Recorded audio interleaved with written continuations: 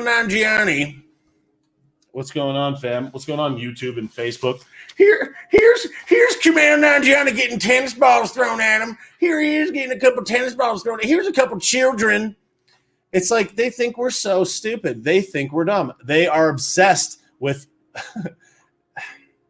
and like when you think about the selection of people that they chose to come on. Again, it's like there was that one doctor. There was that Gupta guy. They're like, here's Gupta. Here's one Gupta, and Fauci was on for 5 seconds. It's like if Fauci is the overlord, if Fauci is the one that's supposedly answering all these questions, if Fauci is the god of all this, the most trusted name and whatever, how they could not have him on more. It doesn't make any sense. It doesn't make any sense why you would not have Fauci, why you wouldn't have actual doctors, why you would just have this jabron. So they put on all these celebrities that's like, they literally have the audacity to put people that play doctors on television shows instead of actual doctors. They could have had a panel of doctors. They could have had a panel of neurologists. They could have had a panel of infectious disease experts. They could have had any variety of people on that would have been better than the cast of clown sneakers that they actually had on that broadcast. But instead, they just don't care. It's like, I can almost guarantee you that every single person on that show that appeared on that show got paid to be there. You know, Sierra and Russell Wilson did that. They got paid to do that. They had to go to makeup. They had to be there, sit there, do the show, do the presentation. And it's like the Kumail Nanjiani part of the show or part of the segment or whatever, when they were all throwing those balls, they're just like, oh, if you don't take the juice, then you should just die. They could have very easily cut that out, but of course they left that in there. And then you got Billy Crystal coming on, and he's just like, yeah, I had an adverse side effect, elation. It's like, fuck off, dude. It's just like they just totally play down all of the actual things that happen. Now, I'm not giving you an opinion about what you should do. I'm saying you should do some research. And they're like, here, do the research at this website that we sanctioned. It's like, all right. I don't know, man. I don't know. But hey, that's who we're dealing with. We're dealing with Demi Glaze Lovato. Like, let's think about Demi Lovato in terms of like a person that we should trust about pharmaceutical drugs. I'm not trying to pile on Demi Glaze, but like, first of all, Demi Glaze is 28 years old. Demi Glaze is a child actor, 28 years old, and where was it? Okay. She almost died of an opioid overdose and it came out that she has brain damage as a result of this opioid overdose. And it's like I don't know, like, she had bulimia. She had bulimia in 2018, which led to her eventual drug overdose. She relapsed 3 months prior to the incident, due to being extremely unhappy.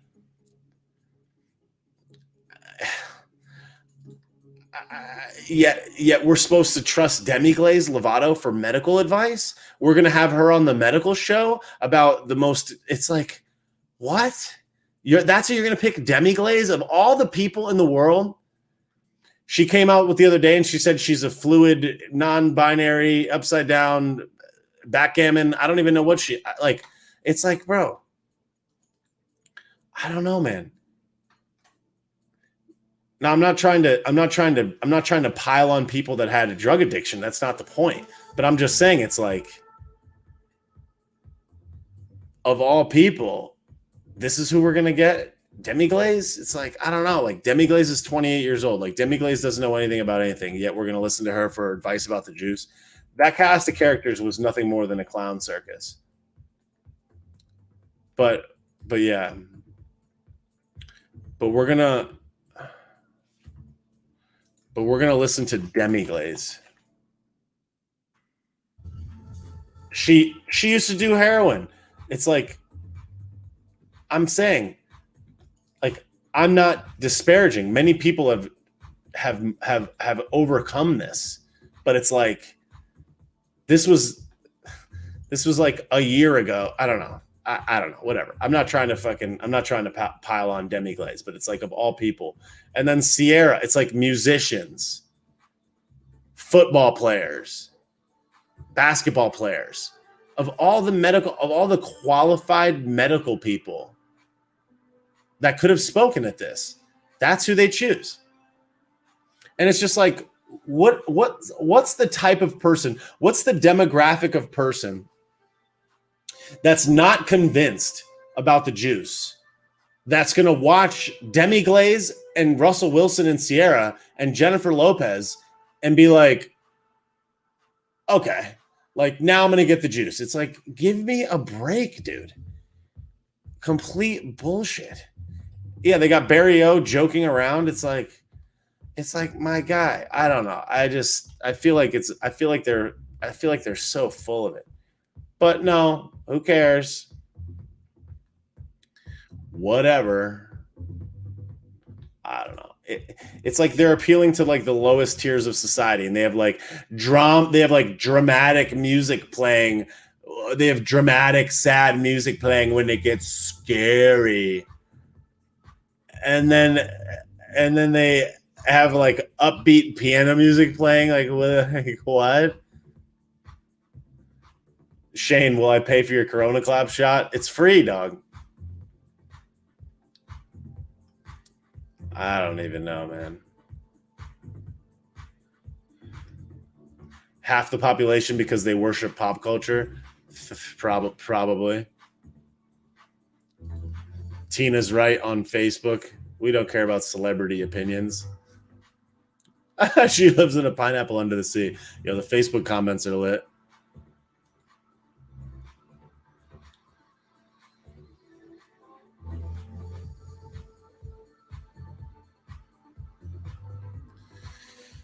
Yeah, I don't know. I find it very and then again, it's like, and then of all the sponsors, you're gonna have large pharmaceutical companies selling pills for depression, pills for whatever else, McDonald's, and then sugary coffee. It's like, all right. And Lin-Manuel Miranda. Like, I like these people as actors. And they're like, look, it's what's his name, Jiang. It's like, that guy's awesome. Like, that guy's really funny. He was a funny drunk foreign guy in the Hangover movie. It's like, but I'm supposed to, I don't know.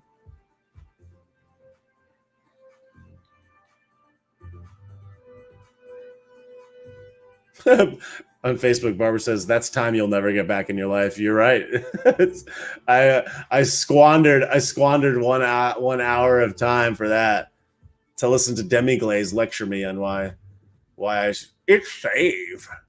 It's so safe. Let's ask the TV doctors. It's like, dog.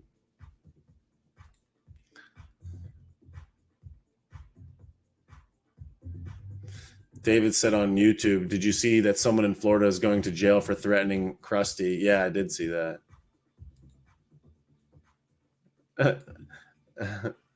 Pharmaceutical companies only care about money. I mean, it's not wrong to care about money, but they care about money over like human beings. But yeah. French fries drenched in beef juice. That is true. That's what makes McDonald's French fries so delicious, that they fry them in beef grease. Like, literally.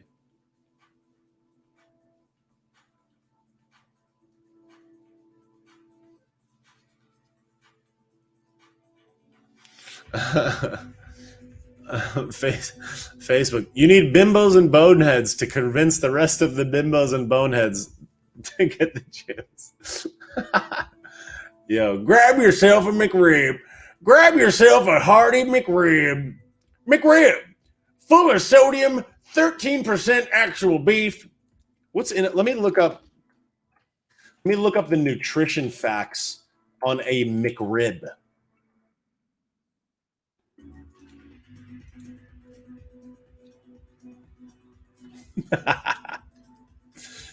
A McRib,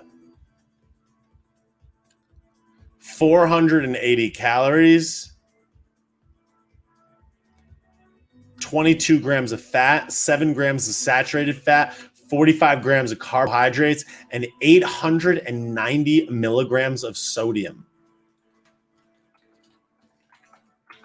Your daily recommended sodium should be 2,300 per day. And it's 800. That's like 40% of your daily. No, it's not 40%. That's like 30% of your daily sodium.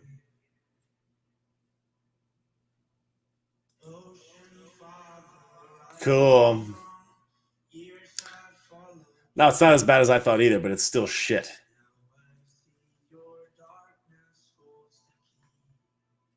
Yeah, then the mixed stroke. Yeah. Yeah, but nothing about exercise. On that thing, nothing about exercise, nothing about being outside, nothing about vitamin C, nothing about anything. Grab yourself a donut. Nothing beats a donut. A lot of McCalories, nice.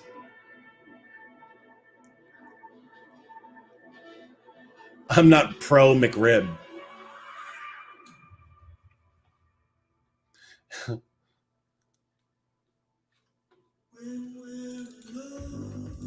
But there was this McDonald's. They were showing some McDonald's chicken sandwich. Let's see. The new crispy chicken sandwich. Let's see what the nutrition facts are on that. New McRib. Are you about to die from the corona clap? Have a McRib. Have a spicy, crispy chicken McRib. I'm good, McDonald's. Let's see the nutrition facts on a crispy chicken sandwich. The McCrusty.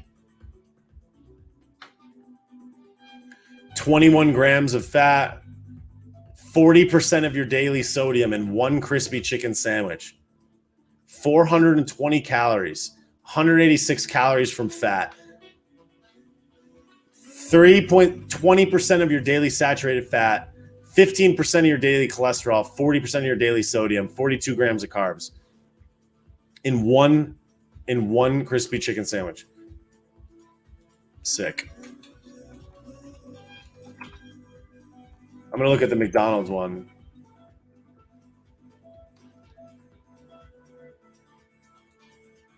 McDonald's fries are gross. They use a specific potato.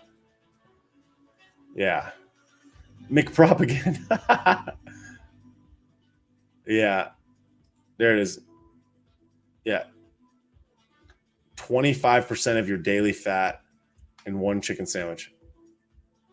Oh, no, the McDonald's one has more than the Wendy's.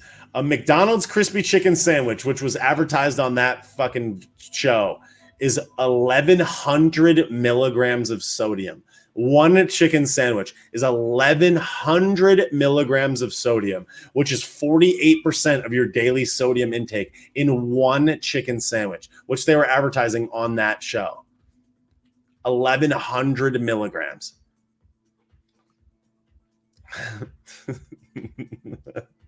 We're just trying to keep you safe. Free. I wonder. Ronald McDiabeetled. Holy hell. Yeah.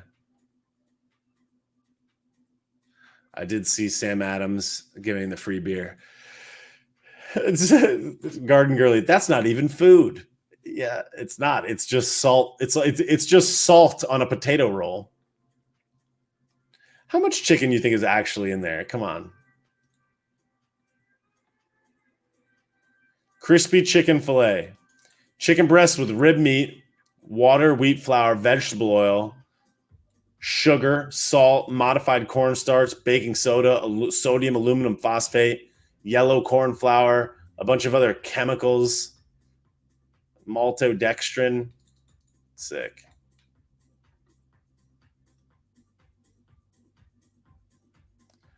Maltodextrin, a produced vegetable starch. This. It says the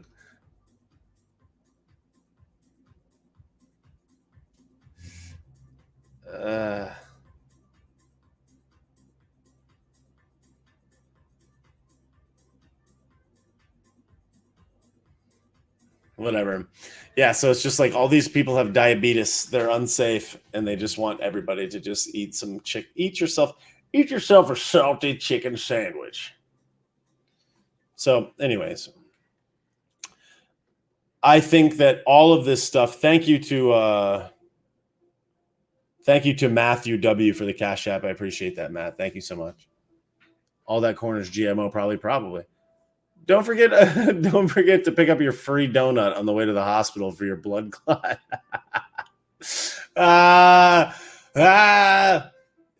So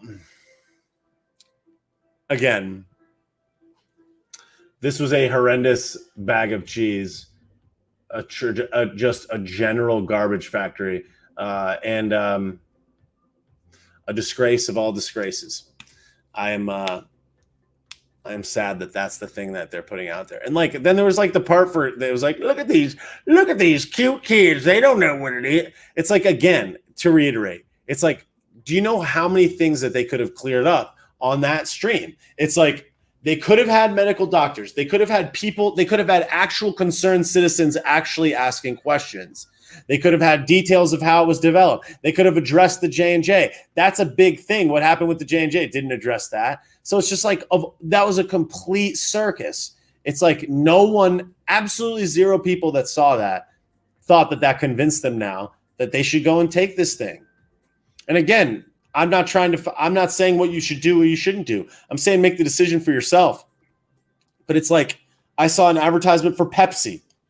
I saw an advertisement for a sodium-laced chicken sandwich. I saw a bunch of commercials for big pharmaceutical companies. I saw a bunch of commercials for Starbucks and their super sugary bottled drinks. Let's look at the nutrition facts. Nutrition facts for a Starbucks, for one of those Starbucks coffees in a glass. Those things are laced with sugar, dude. Bottled mocha frappuccino.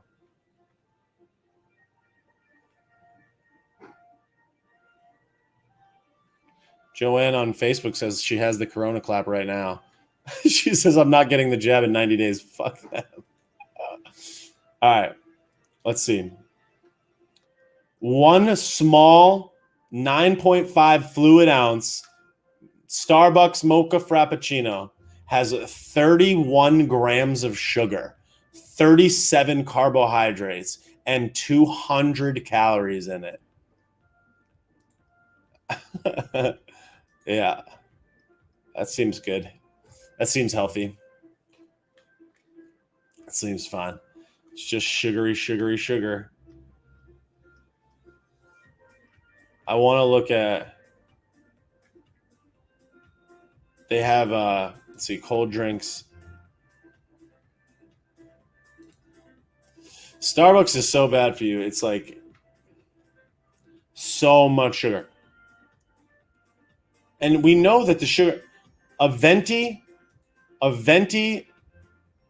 Starbucks Star Drink Refresher has 32 grams of sugar in it and 200 calories. Like almost every drink on this menu has 200 calories.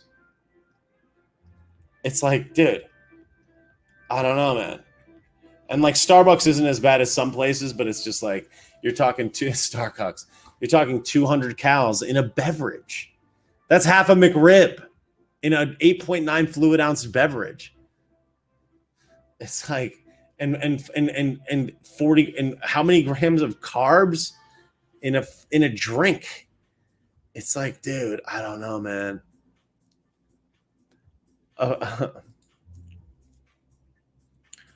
A venti mocha cookie crumble frappuccino from Starbucks has 590 calories, 27 grams of fat, 75 grams of sugar. 75 grams of sugar in one mocha cookie crumble frappuccino from Starbucks. A venti 24-ounce beverage has almost 600 calories, 27 grams of fat, 360 grams of sodium, 82 carbohydrates, and 75 grams of sugar in one drink. Dude, that's your advertiser. Go get yourself a mocha cookie crumble frappuccino and some Beatus. Dog, what are you talking about? Caramel Ribbon Crunch, 78 grams of sugar. And all these carbs. 84. There's 84 carbs in one Caramel Ribbon Crunch Frappuccino from Starbucks. 84 carbs.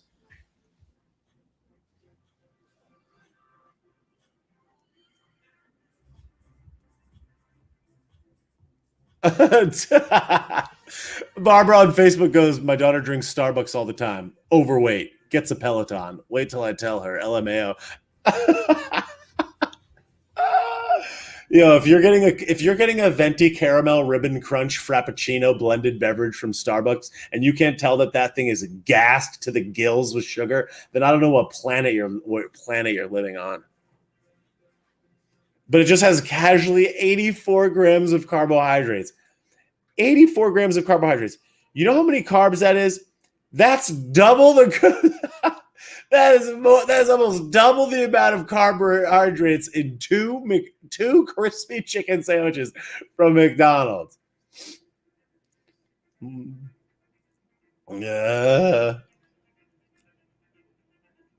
Diabetes. No, and again, and like, was anything on that special? Did anything talk about actually people being healthy? Did it talk about people exercising? Did it talk about leafy greens and vegetables? Did it talk about drinking more water, getting more sunshine? Any of those things? Nope. They talk about keeping your social distance, wear that, and then like in the video, people are hugging. They're hugging, they're laughing, they're smiling. They're like literally in the video. Joey Basement is in the video saying, if we do this by July 4th, which let me remind you is fudrucking 3 months from now, that they're going to suggest that you can gather in your backyard with a couple people 3 months from now. Yet in the video, in the show, in the special, in the safety special, it shows undiapered people hugging each other. I mean, like, how stupid are these people? How stupid do they think we are? It's like they don't even care. Like, there's a music festival in Texas this coming weekend, a music festival. You know how many people are going to be at this music festival? Like 10,000 people or more, probably like 40,000 people. So it'll be 40,000 people outside at a music festival 5 days from now in Texas. And you know who's going to be there? Me. You know what I'm going to be doing? Raw dogging fresh oxygen outside. It's like, dude. Chooks, I'm going to clean my backyard. It's called Ubby Dubby Festival. And going to see Tommy, yeah, at the FitCon.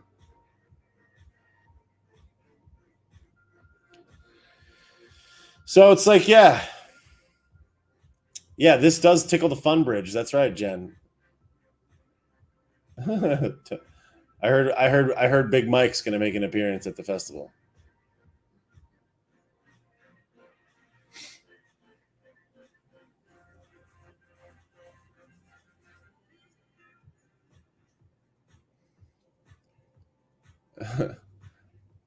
Anybody who here's going to FitCon? Anybody going to FitCon? Anybody in the room going to FitCon? I'll be there.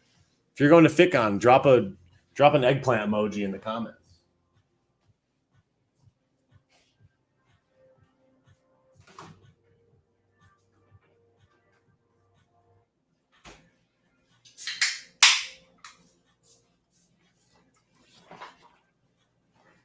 Big Mike.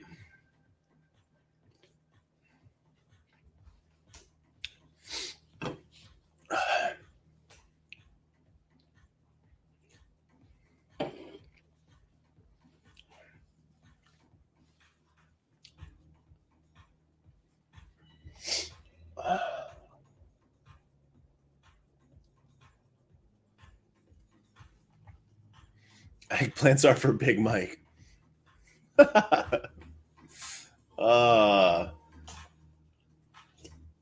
Yo, what's up, Ian? How's it going? Just outside overdosing on oxygen. Exactly. Yo, who saw the video of Ian at the airport getting getting bamboozled by these clown sneakers at Delta? Enjoyed that video. What a bag of rice.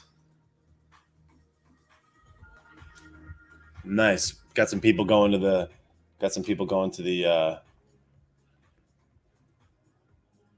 to the show. Nice. Fresh Air Gang, yes.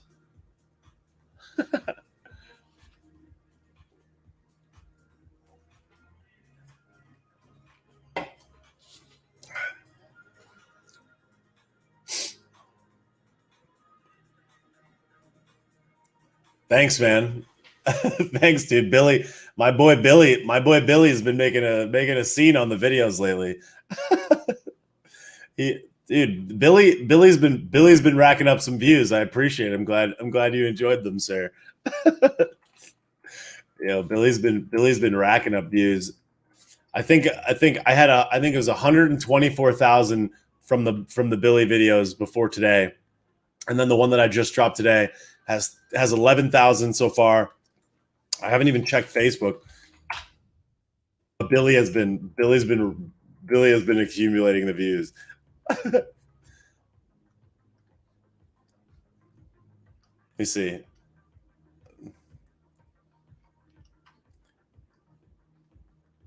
How many views does this one have on Facebook? Yes, it was 124,000 for the first three. I don't even know how much. I don't even know how many views are on this one the one that I posted today on Facebook, but I'll find out. Billy is my reason for living. Hell yeah. Yo, you know what's so funny about Billy is like out of the top 9 videos lifetime, the most viewed videos lifetime on Instagram for this channel, Billy makes up 3 of the 9.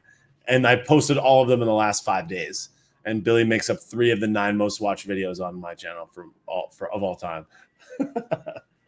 Billy gets me through life. Billy does need an occupation. Billy is just a legend, really. But yeah, 3 of 9. 3 of 9 of the most watched videos of all time on the channel came in the last 5 days. Pretty good. The first one had 50,000 views. Yeah, Billy is getting red pilled. He's like, it's so funny. I love in this one that I did today. I was like, okay.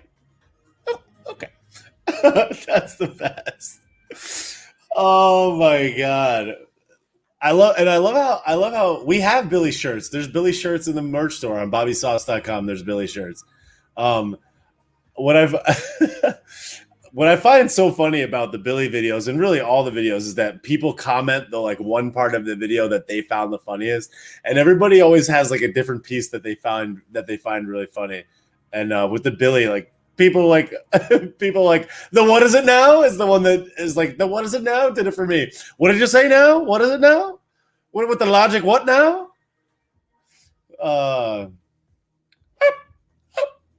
Okay. That's my real normal voice for Billy as well. Like I'm not using a voice changer. I'm like that's exactly what I do. It's so funny. What is it? My favorite one that I incorporated today, which I thought was fucking great, and it just gold in and of itself, was when I was like, I can see it. I can see it. I thought that was so good. That's Billy. That's Billy waking up. Up. Yeah, exactly. Up, up. Okay. Okay. Exactly. Oh God. Oh. So you're saying they lie all the time? Okay. What is it now? The media lies all the time. What now? What did you say?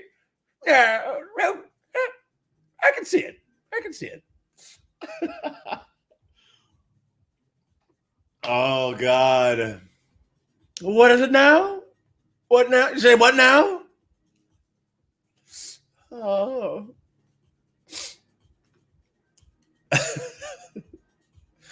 uh, what is it now? You said what now? uh, no, the what is it now? The what is it now is very good too. It's so funny because it's funny because all of the videos that I've ever made, it's like I'll incorporate one piece or I'll say one thing, and then later in like another video, somebody will think that that piece was funny, and then I'll like double down or triple down. Excuse me, I'll like double down or triple down on that one piece of joke or on that one part of the joke because people comment that that was their favorite part. So like people were dying on the what is it now is from the first one. So this last one, I was like, what is it now? And the high pitched voice, and then I added the I can see it, which is a new one that I introduced this particular time. But what now? You said what now? The media does what now? Lies all the time. What? It's for our safety. What now? It's such a funny way of delivering. It's such a funny way of delivering the information too, because it's like when I was sitting here doing the normal videos where it's just like my standard everyday video, it was like it would be like deliver the information and then deliver the commentary, or like have like it was almost like I would jump cut into the skit or whatever. And with Billy, it's like the whole thing is the delivery and the reaction. It's like the entire thing in one. It's like the best combination. It's really interesting. And interestingly enough, the first video that got the most views, the one that had 51,000 views, in part because like people like Ian shared it and a variety of other big accounts shared it, and all of you guys shared it. That one I shot in one take. It was like shoot, record. I didn't re-record anything. I just like one took it on the way to the gym. I was going to the gym. I was like, I started doing, I was like, I wanted to go twice that day. I was like, I gotta go to the gym. I have to go in the morning. I'm going to go at night. I have to go twice this day. So I was like, on the way to the gym, I just wanted to knock one out real quick. And I was cooking through all the different stuff that I was thinking about talking about that day. And it was just all on the top of my mind.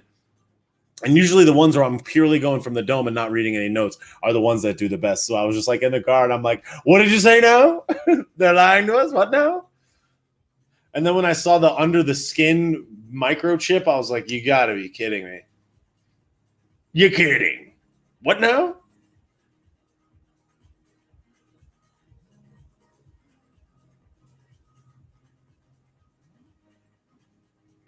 Is Johnson and just 2 days? If Billy had a mask on in the car, though, I don't know that the filter would fit. Plus, like, I'm not even gonna wear the diaper. You're kidding? What now? What is it now? You said what now? Yeah, Billy is all of us. We are Billy. You're kidding? What now?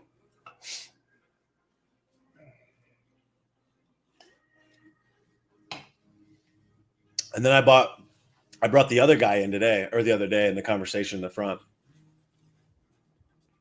They've been right about everything and no one's listening. What now? 10 years to slow the spread. Yeah. You said what now?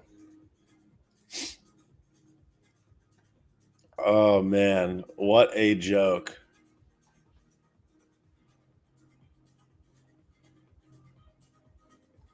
Come on, guys. Just 10 years to slow the spread.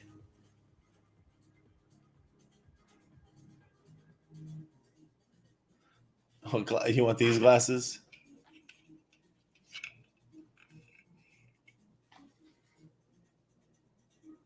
The woke goggles, I call them. No, that's the thing is there is so much material. Is like It's so insane. But the thing about it that really bothers me so much is that this stuff is like really bad. It's like it's real bad. It's like objectively bad. Like not by any stretch of the imagination is it not really bad. It's like it's horrifying. And it's like the diapers are continuing. Like, has anybody looked at the cases lately? Has anybody looked at the deaths? It's like, I mean, what are we talking about? Yeah, we got a McRib. Like, we're gonna have the McRib, and then we're gonna have Russell Wilson. It's like, dog, what the hell are we doing? Shaq's like, yeah, I got paid to do this. So, and Burial's like, well, thanks, guys. Thanks for coming out, guys. Appreciate you guys. Hope to see you guys soon. Barry, come on, Barry. You know you're not going to see them soon. Don't play with us, Billy. Don't play with us, Barry. I mean, he's no Billy. If he was Billy, I'd like him.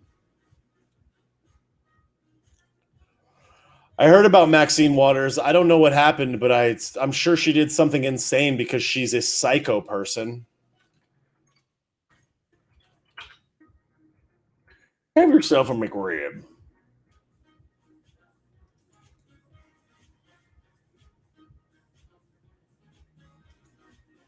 Maxine Waters tells protesters to get more confrontational over the Chauvin trial. Wow. She tells protesters to get more confrontational if Derek Chauvin isn't convicted of murdering George Floyd. Yo, here's a newsflash, you bags of garbage. He's not going to get convicted. They can't prove that he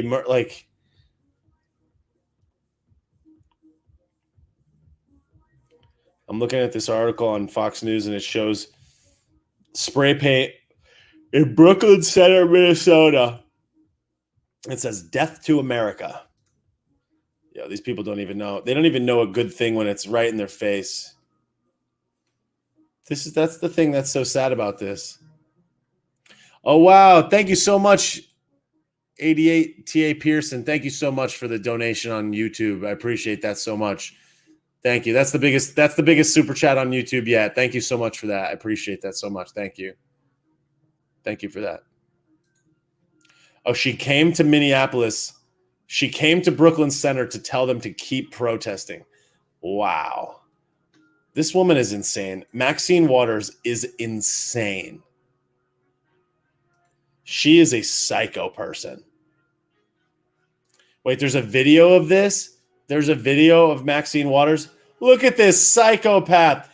She's wearing a purple diaper and goggles. This woman looks insane. Oh my God. I'm going to play this. I'm going to play this video. I'm going to play the audio.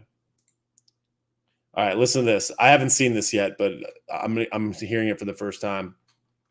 This is a very difficult time in the history of this country. Despite the fact that we know that people of color have been killed too often, unarmed young men, in particular black men, have been killed. We know that we're now coming to the end. She said, often unarmed young men, in particular black men, have been killed.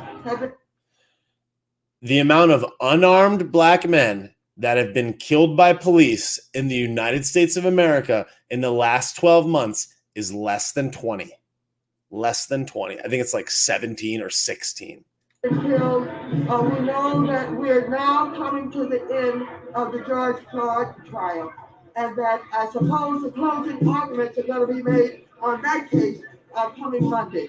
And we're really just almost at the beginning of what is happening with our young man, Daunte Wright, who was killed, and that we have to persist in calling for justice. We have to let people know that we're not going to be satisfied.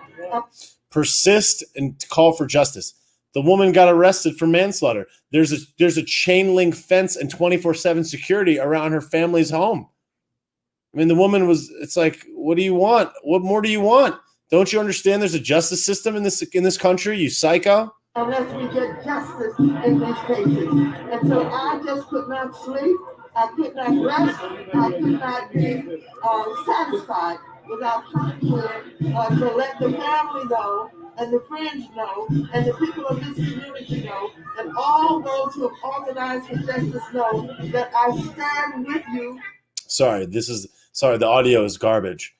So Maxine Waters from California flies to Minneapolis to support these people that are protesting in the street at night and say that she stands with them as they loot buildings, burn buildings, throw soup cans at police officers, and destroy their local community. I stand with you. Give me a break, dude. No good cops in a racist system. I stand with you. Thank you. I stand with you. I'm not afraid. I am not intimidated, and I'm going to speak truth to power. She's going to speak truth to power. You are the power, Maxine. What is she going to speak truth to? She's completely race baiting. This is garbage, dude.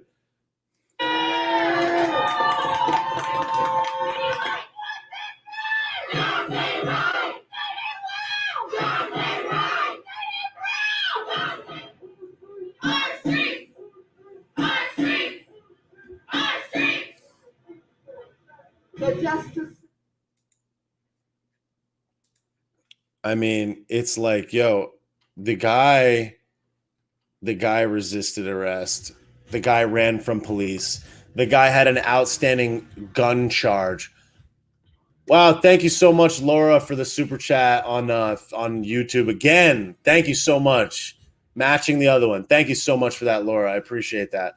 That's awesome. I just got the ability to do these super chats recently.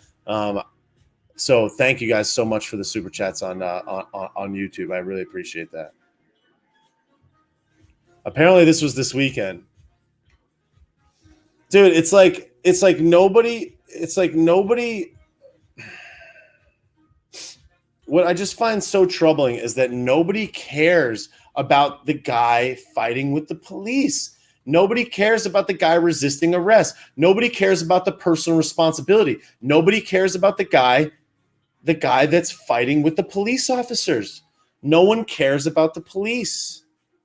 And they're just race baiting. There's nothing about that case that had anything to do with race. Nothing had anything to do with race. There's no evidence that guy was killed based on his race. Did you guys notice that in the George Floyd trial, there is absolutely nothing? There has been no evidence or absolutely anything to suggest that having anything with that death had anything to do with a racial motivation. So they were in the streets, millions and millions of people in the streets, race, race, race, race, race, race. They have nothing that suggests that it had anything to do with race. I mean, like, what are we talking about? I mean, it's like, that's what I don't understand. It's like, they never said that there's anything that had to do with race. So why is it always about race? It's like, just because somebody so happens to be a certain race, it's like there are more white people than there are black people in America, just by default, just by the simple fact. It's like, I don't know. The race baiting is it's nuts.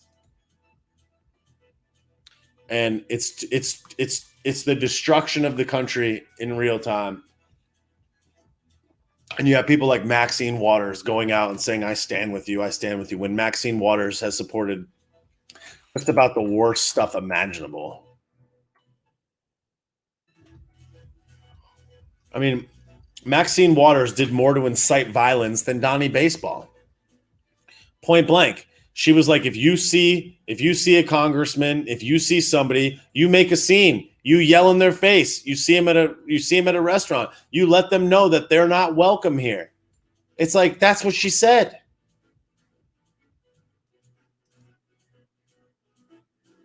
I did see, so on Facebook in the comments, they're talking about, if you say he isn't guilty, you're racist. That's right. That's what they're going to say.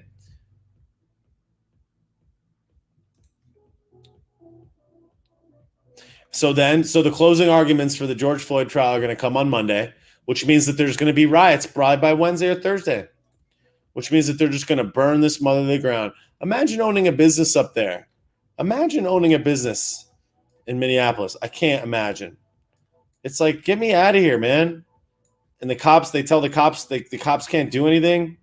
People are rioting in the streets. I mean, I was watching the riot videos on Friday night in Portland. They were just burning a dumpster. These stupid kids were just sitting in the street burning a dumpster and recording it, live streaming it. It's like, I don't know. So I saw a lot about this, about Cuomo. I saw a lot about Cuomo talking about, he said it's not going to happen until it start killing white kids. Plenty of white kids have been shot by police. Plenty of white people have suffered from the police. It's like, what are you talking about? All right, let's see if I can find this. Let's see if I can find this video of Cuomo, because I haven't seen it, but I heard it. Let's see if I can. All right, I'm gonna get this video of Cuomo.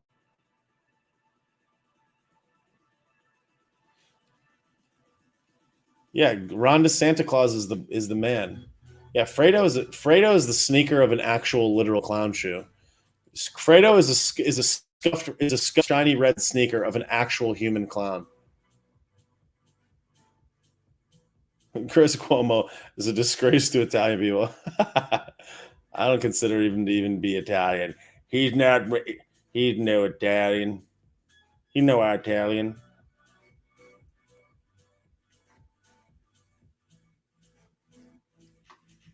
All right, let's see if I can get this video of Cuomo.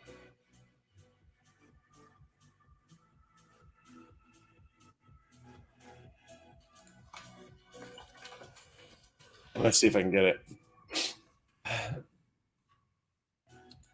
I understand what I can understand what he's trying to say, but it's like I haven't watched the video, but this guy's an idiot. What is up with Krusty these days? Krusty is a trash merchant. Cuomo's a dirt star discharge. Holy Christmas, that's graphic.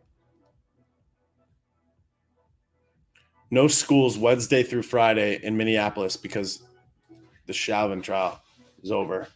Dude, these people are sick. This is the type of shit that this is the type of stuff that just ruins everything. It's like, haven't the people in America suffered enough, you psychopaths? Like, what are you doing? All right, I'm going to play this clip from Cuomo. I haven't seen this yet, but I've heard it, and he's a trash fire. Fredo! Let's listen to what he has to say. This guy's a Jabron. This guy's a world-class Jabron James. Don't you just hate his stupid face? Your kids start getting killed? White people's kids start getting killed? Smoking that doobie that's actually legal probably in your state now, but they don't know what it was, and then the kid runs and it pop, pop, pop, pop. Cop was justified. Why'd you run? Oh, he had a baseball game tonight. Oh, the white kid. Oh, big family, that house over there. Those start piling up. What is going on with these police? What? That is where. What did he just say? What did this trash merchant just say? I've never seen that until right now. Are you kidding me? Are you kidding me? What did this human adult man just say? I'm going to replay that. There's a longer clip. Cuomo, white kids. Yeah, that one was 30 seconds. Yo, Cuomo is an actual trash fire. I've been quarantining in my basement. Fuck off. This guy's a goober. Total goob. Gubernatorial. All right, there's a longer clip. Here's one that's 4 minutes. Yeah, people, this is the thing, is that this is not a thing. The media is making this a thing, as the media does. They just lie. They don't care. Why do people still watch this stuff and think that this stuff is real? These people lie. That's the thing about the Billy video today, that it's like, bro, they are race baiting us. They don't care about anybody. They made that Russia story up, and already they have a new Russia story. They already have one. They're like, Russia. It's like, Russia's not doing any of this stuff. And they're just like, it's like, are you joking me, dog? They are making this shit up. And Joey Basement and all of these people, they said this on the campaign trail the whole time. They were like, Johnny doesn't even care that there's bounties on the heads of America's. They all said this, including Hillary. Hillary said that. It's like they were all saying this. So they all just lied. Like, they all lie in concert. They lie and lie and lie and lie. And no one cares. And they keep getting able, and they keep having a voice. It's like, I don't understand. And then like Chelsea Handler is just going to lie point blank on TV. I can't find the longer clip of Cuomo saying the whole thing. For whatever reason, I can't find the full clip. He was like, oh, a kid has a pack of gum, and then he starts running, and then a cop just goes pop, pop, pop, pop, pop. Yo, the amount of times that a police officer shoots a person that doesn't have a gun that's running away, that's not a thing, bro. Like, and they want to talk about the kid that just got, that was in the, whatever, the kid from the other day. They're putting this picture of the kid when he was like 5 years old. They're like, look at this little boy. Are we not going to talk about the fact that a 13-year-old had a handgun and was sprinting down a dark alley at 2:30 in the morning with a handgun? I think his nickname was Lil Homicide. Like, what are you even talking about? And you guys are going to riot in the streets for this kid? The kid had a gun in his hand. He could have just dropped it and put his hands up without turning around, and he'd still be alive. He could have not run, and he'd still be alive. He could have not had a gun in his hand, and he'd still be alive. He could have not been out at 2:30 in the morning with a gun in his hands. He'd still be alive. I mean, it's like, what do you mean? Nobody cares about personal responsibility. This is disgusting. People are so sick. These people are sick. All right, I think I got the full clip of Cuomo. Here we go. From police shooting. Fredo. How many more die of the pandemic, dying from police shootings? George Floyd, Daunte Wright. George Floyd was not shot by police, number one. There's also no evidence to suggest that he died as a result of what Chauvin did, but all right, we'll see. It's in court right now, you freaking shill. I wonder if you'll remember their names 6 months from today, because they'll be replaced by so many others. So many others. So many others. So many. You're here, people. What are you going to do when you see these shootings? You know what you're going to do. That George Floyd. Did you hear about him? That Daunte Wright. Oh my God, I hate this guy. Yeah, they found gunshot residue on his hands. That's right. Shot off 8 shots. I don't know the details of that, but yeah, the gun residue on his hands. I did hear about that. Did you hear about him? That 13-year-old Adam. You know he was a gangbanger. Why do that? Because you want to make the problem them. The problem is them, you idiot. What do you mean the problem them? What was that cop supposed to do? The cop that was chasing that kid had no choice but to do what he did. Any human being, any sentient individual, any person that watched that video knows that that's the only option that cop had. Otherwise, it could have been his life. There's nothing else that he could have done. There's nothing. There's nothing else that cop could have done. And this guy is on here in the public square demonizing this cop. That cop was doing his job. Cuomo's never chased a person down the alley with a handgun at 2:30 in the morning ever in his life. This guy is a piece of garbage.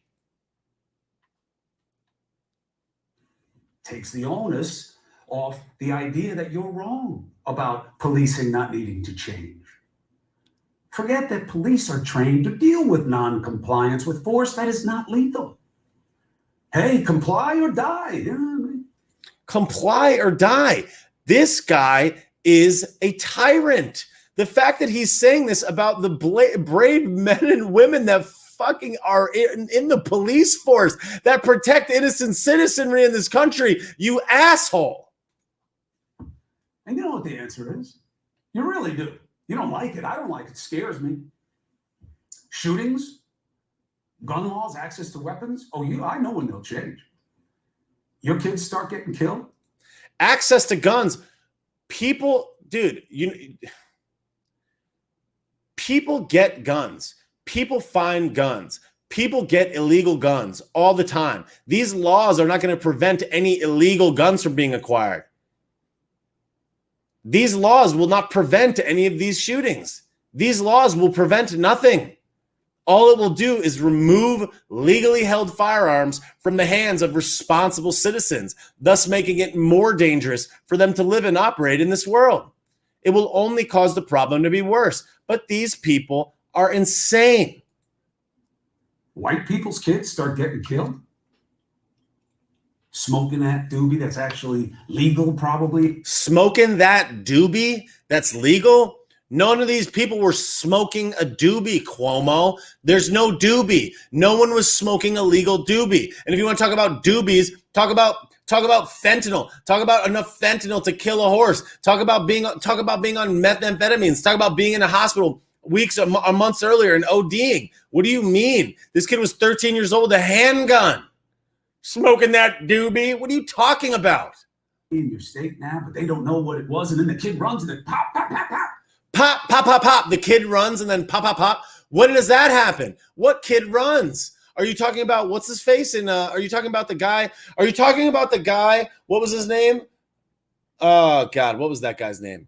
Are you talking about the guy in whatever his name was that fought off two cops, got tased multiple times by two cops and was reaching for a hidden knife in his car while his children were in the back, that got shot when they told him not to?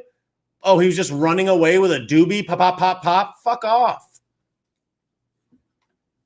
Cop was justified. Why'd you run? Yeah, that legal doobie. Yeah, Joanne made a great point. His brother passed legal marijuana. Yo. Jacob Blake. Yeah, Jacob Blake did. Oh, he had a baseball game tonight. Oh, the white kid. Oh, big family. That house over there. Those start piling up. What is going on with these police? Oh, what? Maybe we shouldn't even have police. That kind of mania? Maybe we shouldn't even have police. Yo, this guy's dumb. I mean, there's no two ways about it. This guy's dumb. That's it. He's stupid. That kind of madness? That'll be you. That'll be the majority. Because it's your people. What a liar. What a liar. What a liar. What a lying shill.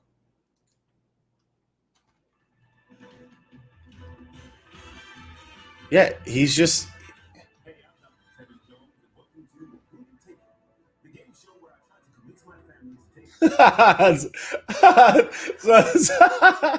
Somebody on Facebook is trolling me. Your videos are so dumb. Yeah, they're so dumb. You got me, Brian. That was a good one, bro. Wow. Guys, he called me dumb. I gotta go. I gotta run. Guy on Facebook says my videos are so dumb. Would you call me Tubbs? Okay. All right, Brian. Yo, Brian's cool as hell. I love when grown men come on my live stream to insult me. A grown human adult man. Imagine how sad this person is with their own life. Your videos are dumb. So, sick burn, dude. Your videos are so dumb. Put on a shirt. Okay. All right, BRB, I'll put on a shirt. I'm a grown human adult man in some other man's live stream. Yo, Brian, what's up, buddy? Brian. I love that. Hey, Tubbs, put on a shirt. Your videos are so dumb. I love that. Your videos are dumb. Sick.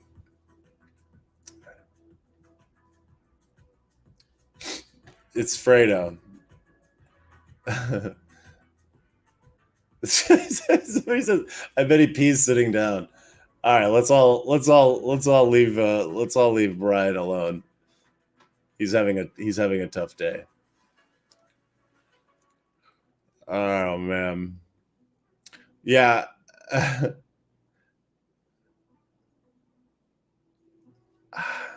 CNN is so insane.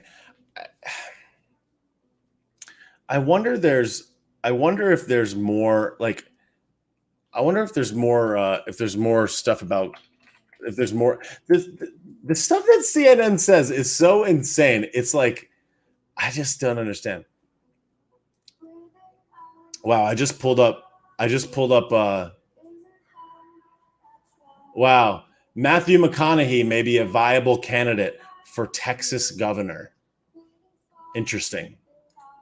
He has a middle of the road appeal, according to the Dallas Morning News. He has a middle of the road appeal. Oh, like he was just on there on the juice talking to what now? He said, what now? Matthew McConaughey, what now? Governor, what now? Yeah, I trust that. A film actor, Matthew McConaughey. Look, Matthew McConaughey's woke, but let's all relax with that.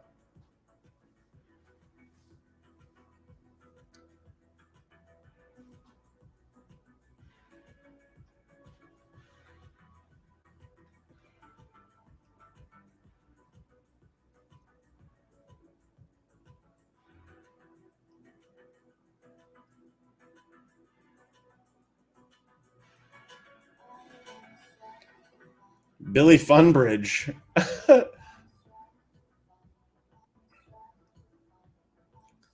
Maxine Waters tells BLM to get more confrontational. Wow. I don't understand that.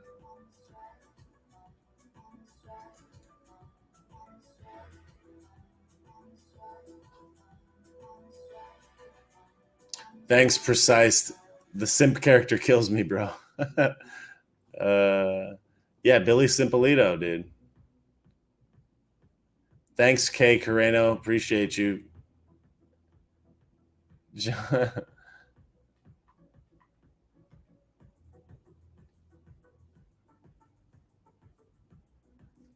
Maxine is jury tampering. Yo, this is the thing. See, this is the thing that's troubling about the George Floyd trial is that if you're on the jury of that trial, you obviously know what's going on.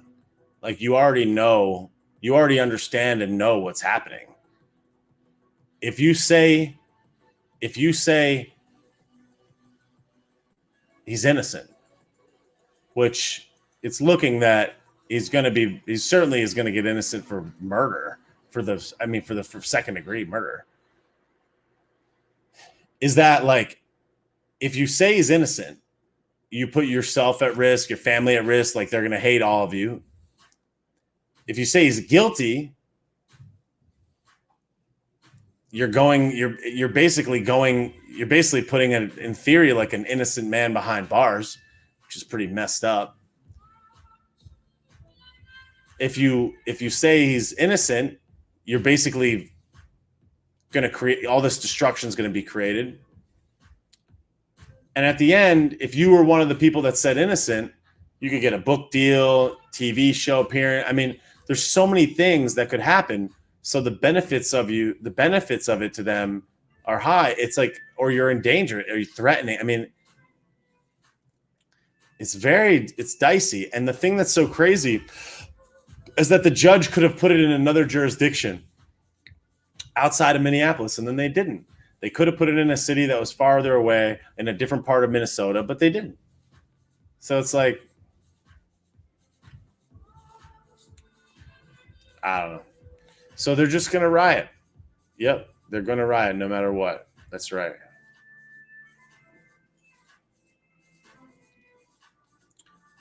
I just hope that due process is allowed to take its course in America, because that is what's most important, is that due process is followed. People keep talking about a hung jury. Yeah, I mean,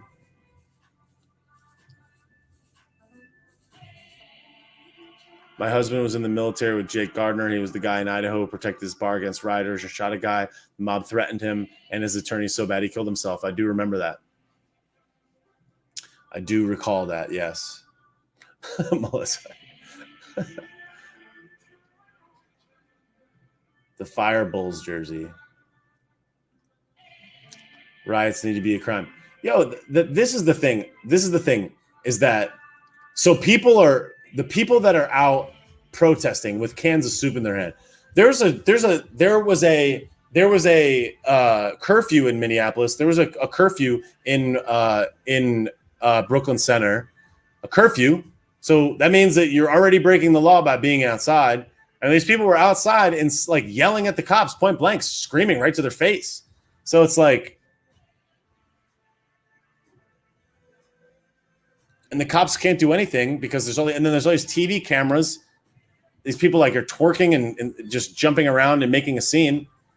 And it's like, fam, these people are already breaking the law. Like they're looting and stuff. It's like, we're never going to see the end of this. And everybody is so asleep at the wheel. Like nobody is, it's just so sad. And then you have people like this dumpster fire, waste of life, Chris Cuomo, saying, look at these cops. What's happening with these cops? The cop. It's like, dog, no, bro, no.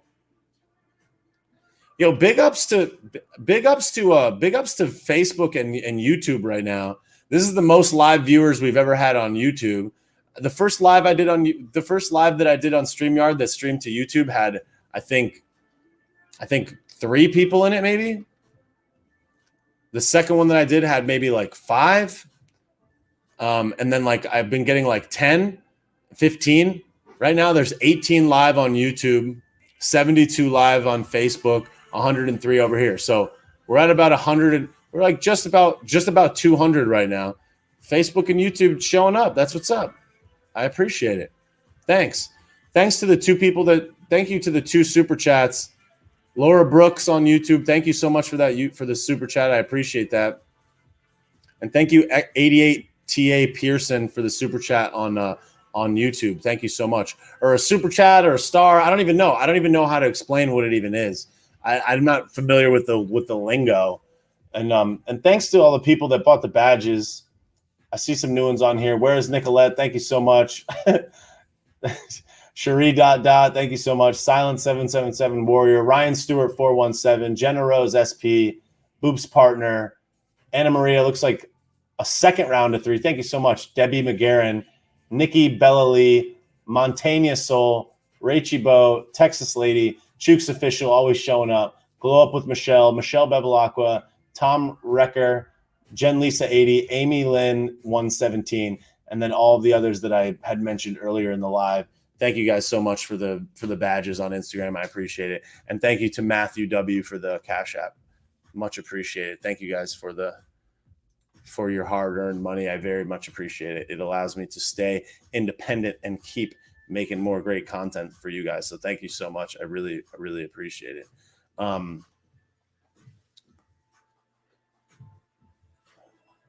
It's just an excuse for them to loot. That's correct. Brian is correct.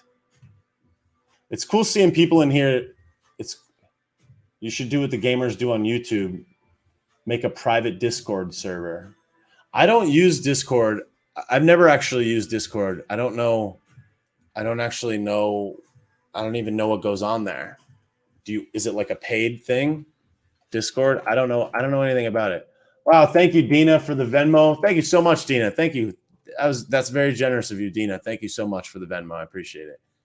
What is the McLooters? You're not going, are you?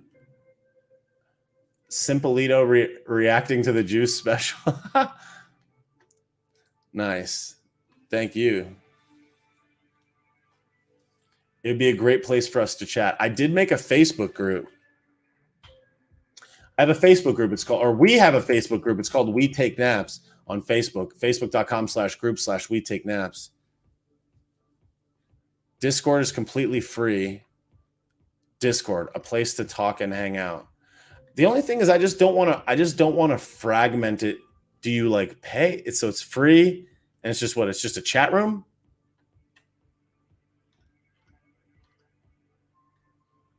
Is it just a chat room? I don't understand what it is.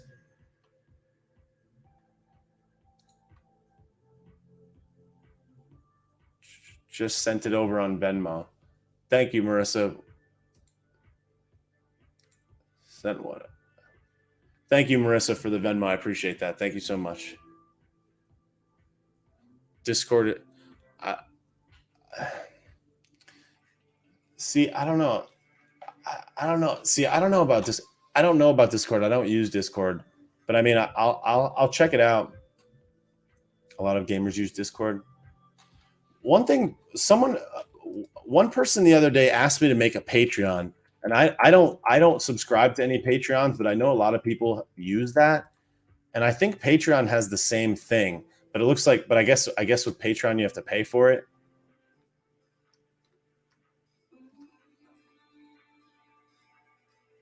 Maybe I would make it like $1 or something. Maybe I would make like the chat one $1. I don't know. Better with the Clintons. All right, yeah, Tom, send me an email. It's woke@bobbysausalito.com. Yeah, I've used Telegram. The thing is, I'm just trying not to fragment myself with all these different things, because if I do too many things, then I lose focus of kind of like the main objective, which makes it a little bit more challenging to like juggle all the things. My son uses Discord. It's big for gamers. Yeah, I mean, I don't really play video games anymore because I just do this stuff. So I don't know. There's so many things. Like I made a TikTok just to see, and I was like, my videos, I'm already making videos, so I was like, maybe TikTok would be a good place for them. But like, you kind of have to create content that's specific for the platform. It's like when I make content right now, I make it primarily for Instagram. Instagram is home base. It does well on Facebook, but only longer videos really do well on Facebook. Anything that's like under 3 minutes don't really perform as well on Facebook. Sometimes they do, but not really as much. So I try to do a mix of like, I just do whatever comes naturally. Like I'm not like, oh, this one's going to be for Facebook. But like the longer ones do better on Facebook. The shorter ones do better on Instagram. The live streams get the most attention. Actually, the live streams I kind of get equal attention on both platforms now, but generally more on the gram. Because this is the thing. I only have 15,000 followers on YouTube, yet that can get sometimes 75 to 85, sometimes even 100 followers, live streamers from 15K. And then on here, I usually do like 150 or so, or 200 when it starts out. So it's like, it's actually more engaged on Facebook, interestingly enough. Telegram is cool, but like there's just so much stuff going on. Thank you, Cherie. Appreciate it. So it's like, I don't know.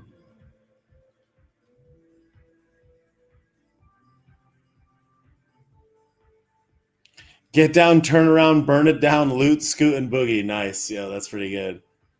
Yeah, you do get notified. Yeah, you get notified when I'm on IG. Yeah.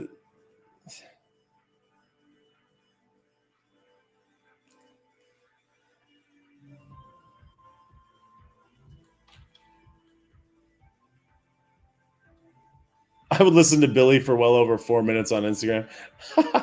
Good, yeah. Billy is our boy. Billy is us. We are Billy.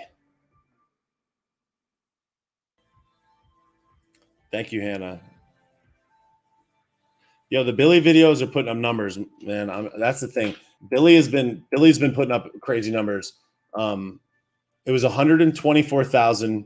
There was 124,000 on the 3 Billy videos before today, and then the one today is at, I'm pretty sure it's well over. It's probably over 11,000 now. It's probably well over 11,000 on what's it called, on Instagram. I'm curious how much. I'll check the Facebook statistics right now.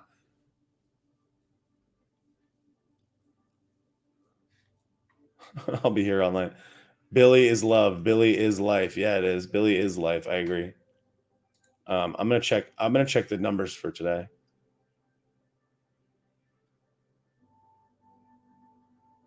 All right, thanks, Tom. Billy is the best. We are Billy. Yeah, Billy Simpolito is my neighbor. Yeah, my wacky neighbor. Holy hell! Discuss already. I don't even know what that means, Ricky. What are you talking about? Discuss what? Burn the old buildings so they can get the Green New Deal. Oh my God, no.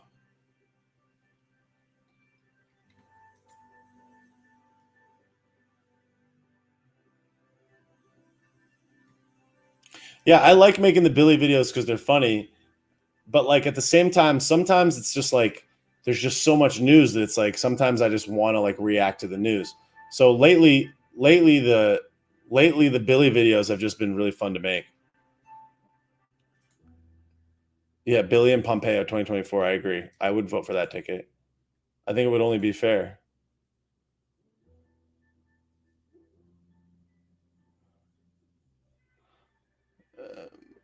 Billy, trust Billy.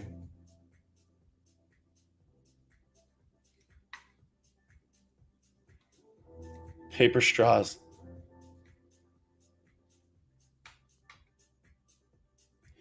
One thing that's really cool that's been happening on Facebook lately. Thank you, Heath.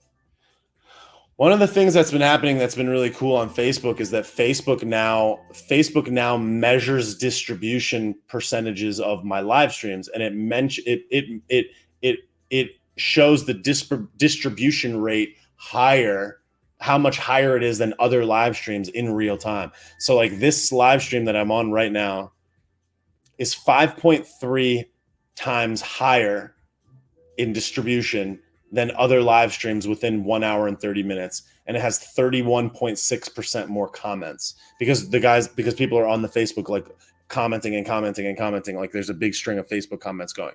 So it's like a high engagement on comments, over 1,000 watches, 1,800 people have been involved, 520 comments, 520 people have been engaged, whether liking or commenting, 366 comments, 142 reactions, and 12 shares.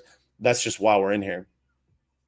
So let's look at the Billy video on YouTube, on Instagram, on Facebook has 3,000. So that's another 15. So 124,000 plus 15, 134 plus 139. So I'm at about 140,000 views in the last 5 days on the 4 Billy videos. 140,000 views.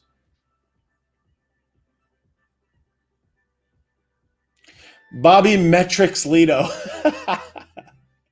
Yeah.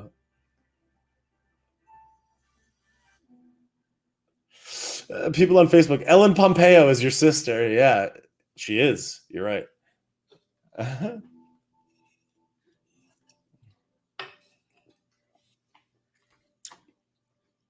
What a mess we are in, indeed.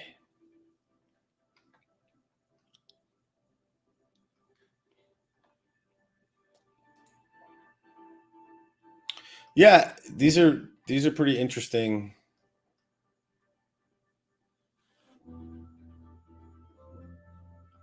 Pretty interesting metrics.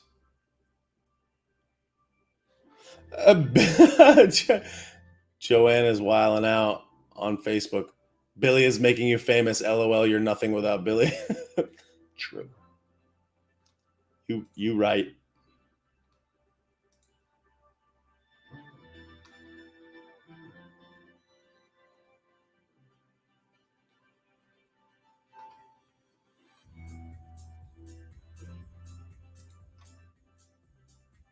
Thanks, Todd. Todd says I was just in tears watching a video you just did. That's been kind of one of the things that's been so fun about all this stuff is that like people are like, I'm crying watching these, and I'm just like, yes. I watch it. I laugh my ass off. This is an interesting fun fact, but I rewatch every one of my videos that I make at least, I would say at least, conservatively probably 25 times. Every video that I make, I watch 25 times at least. So like if I make a video and it's 10 minutes long, I'll spend several hours rewatching it at different times throughout the day, just listening to the things that make me laugh. Because the thing is, I learn from them. So if I watch a video 10 times and I laugh at something on the 10th time, it lets me know that I should keep redoing that later in other future videos. Because I said it. I recorded it, I cropped it, I edited it, posted it. I watch it as soon as I post to make sure that it's good. I watch it multiple times before I go up. So it's like once it's done, I watch it at least 2 times all the way through. Then I post it and I watch it again all the way through. Then I watch it on Facebook all the way through. So I'm watching it 4 times, like at least guaranteed minimum. Plus I said it. So I figure if I watch it 5, 6 more times, like by the end of the day, like before I go to bed or whatever, I'll watch it again. And it's like, if I laugh at something on the 7th, 8th time that I've watched it, I know that it really was funny. And then I try to pull those into more of the further videos. That's part of the analysis that I do to make sure that these are funny. It's like, I watch videos from some comedians online that I'm like, this is funny, but it's like, it's not that funny. I don't know. There's a specific video that I saw today that I was like, that's not really that funny. Like it could have been funny. The premise was funny, but like wasn't actually funny. And I'm just like, I don't know, but I'm not going to say who it was because I don't want to be dogging anybody. There's no upside in that.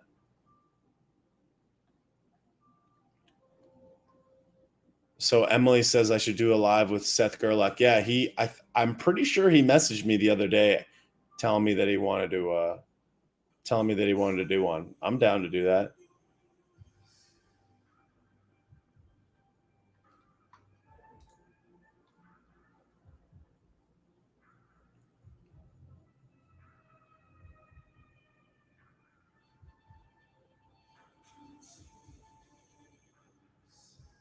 Wanda Sykes.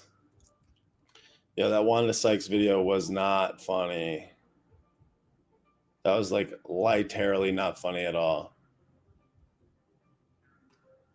Thanks, Jennifer. Jennifer on Instagram says, I found Take Naps last year, and I can honestly say this man is my spirit animal. It's the humor and honesty I've been waiting for. Thank you so much, Jennifer. I appreciate it. Yeah, I mean, it's so fun. It's so fun. I've talked about this before, but one of the things that's been so cool about this experience is like, I haven't seen anyone that does anything in the same style that I do it. Like there's people that have political commentary and some political commentary is funny, but it's like, I'm just doing my own unique thing that flows naturally to me. And it's like, I feel like when you're building an account, it's very easy to be like,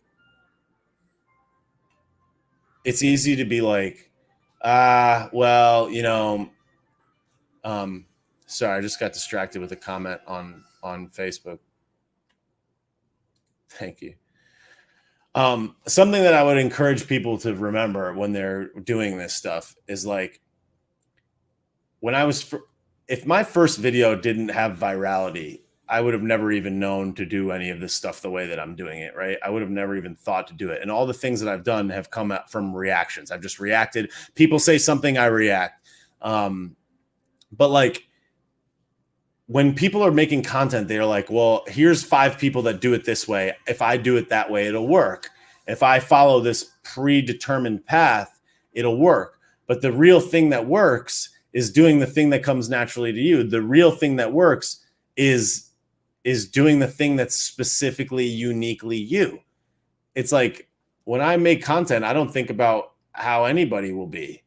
It's like, I just do whatever I naturally am thinking to do. I'm not like using anyone else as a guide or as a example. I'm just like doing whatever comes naturally to me. And that's what makes it so valuable, is that people are like, this is unique. It's unique. It's different. There's not many things like it. Why is it this way? And it's like, that's why I think it works, because it's not trying to be anything other than just me doing whatever I would think to do naturally. And I feel like a lot of people get hung up on trying to make things a certain way. Nice, Donald. People get hung up on trying to make things a certain way. And by doing that, they're stifling their own authenticity, thinking that it's going to be more likable. Like I'm going to make it like this because I think this will work. And it's like, you got to just be yourself. I was at a party in Florida a couple weeks ago with a couple friends, and like 95, 97, 98% of the party I had never met before. And I'm at this party, and it was like a big house party. There's probably like, I don't know, there's probably like 80 people there, 80, 90 people, maybe 100 people, I don't know. And this girl was like, yo, it's Take Naps. And I was like, what? And she's like, and she like got a picture with me. And I'm like, that's crazy. That's so crazy. Like, that's wild. So, and it's like, all of this is just because like, I'm just doing whatever. And it's cool because it just like, keeps growing, which is just great. I just love it so much.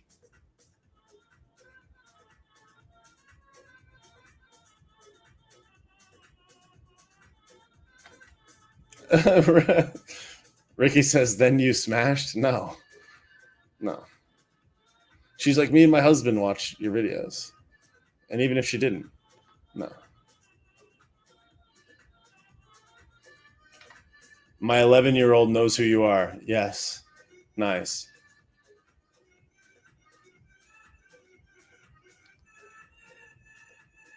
Paulie Jocelyn, I would be so pumped if I saw you anywhere.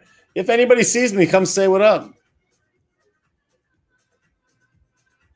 So say what up. I'm just a guy. I'm just some random guy. I'm just like a random web developer, Florida man. Yeah, if you see me, say what up. I've been recognized a few times, which has been really cool. I think I've had 8 public recognitions out and about. What I'm really waiting for is to see somebody in a Bobby Sausalito shirt or the merch. I'll die. If I see somebody in the merch, I'm going to lose my shit. That is when I'm going to be like, yes. If I just see someone wearing it somewhere, I'll be like, fuck yeah. That would be so fun. Yeah, if you see me, just be like, Pompeo. I ran into a guy in Delray Beach. I was just walking down the street in Delray. And he's like, Bobby. Like, oh shit, what up? I got recognized in the barbershop the other day as well.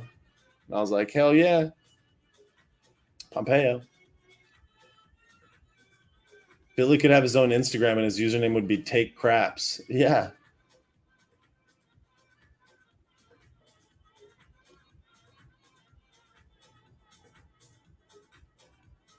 My daughter and I wear your shirts here in Clearwater. Fuck yeah. What would be real cool would be if one of my other friends sees a Bobby Sausalito shirt somewhere, because I have a friend that lives in Clearwater, sees the shirt somewhere, takes a picture and sends it to me of someone else wearing the shirt. That would be kind of cool too. Jennifer says, oh shit, you can get a haircut in Florida, not in Ontario. Yeah, you can.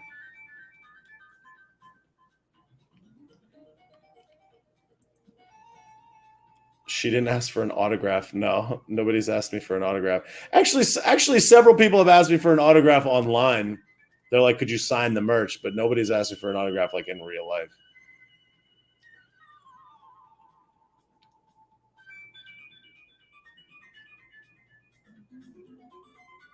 I'd throw a pineapple at you? That would be painful. It is literally illegal to get a haircut in Ontario. That's outlandish, Pop. Truly outlandy. A sauceograph. Pompeo. Yeah. Literal pineapple under the sea.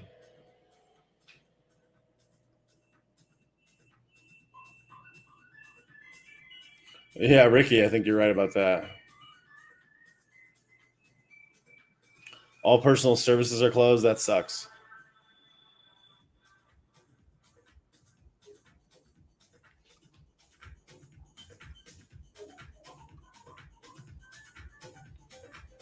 Good old American humorist. Nice. I'm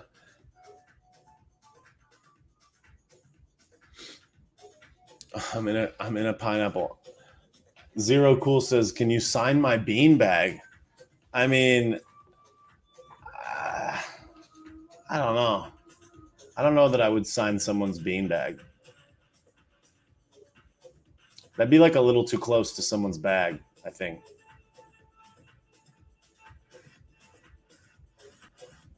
Shuri, what? Jimmy. Jimmy was high on edibles. He was high on Eddies.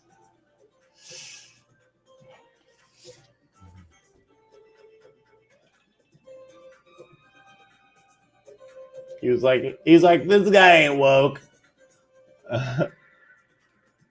Lots of literal laughs. You should sell bean bags. Yeah. I mean, I would sell a bean bag. The thing is that I drop ship everything. I don't inventory. I don't hold inventory. Like, I'm not sitting around holding inventory.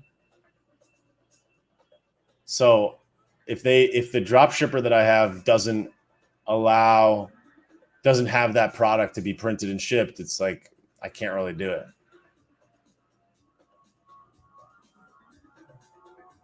Nice, M. That's a good one. Yeah, do more research. Sweatshirt is like a low key anti-diaper flex.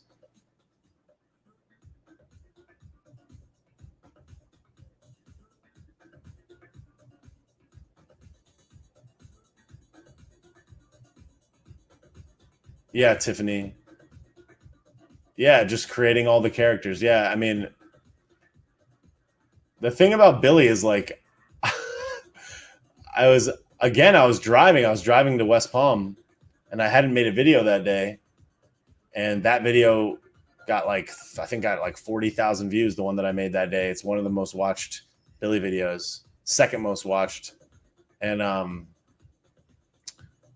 was just like looking for a way to just like make a stupid looking guy, like a stupid juicer guy. And I just like found the sloth head, and I'm like, that's hilarious. He's like, hi.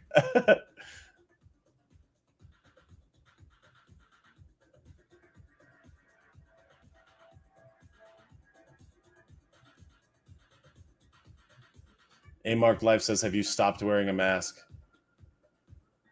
I have to wear it some places, which I wear it like a freaking, I barely wear it at all. I wear it like halfway off my face. Like I wear it underneath my chin, and like no one says anything. I'm just like, this is fucking stupid. But they sprint up to me and make a scene if they don't, like at the grocery store. Oh my god! I got a beef with this troll at 9:59 when they're closing in 2 minutes, and I'm like, bro, shut up. He just walks away, and I'm just like, diaper. It's like Una Carmen. I won't. It is kind of interesting to think. The thing that's so cool. Another thing that's so cool about all this is like, it's like there's 40,000 people now. It's like imagine when there will be 80,000 and 100 and then 1 million. I mean, it seems inevitable that you could get there. So that's what I'm going to do.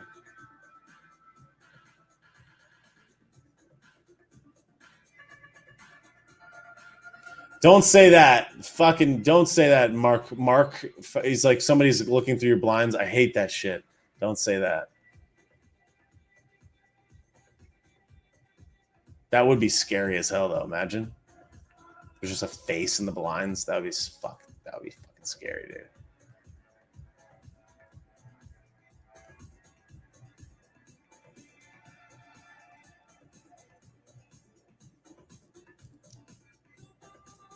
D. Massey says, will you get the juice if you need to travel?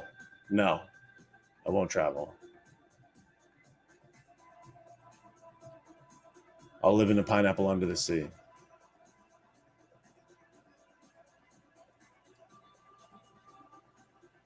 Stay mixed strapped.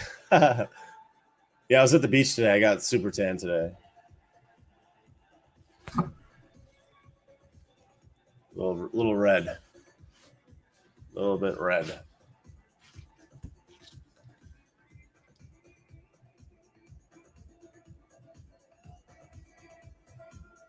People like close the blinds. I'm not roommates with Pompeo. Pompeo is my uncle.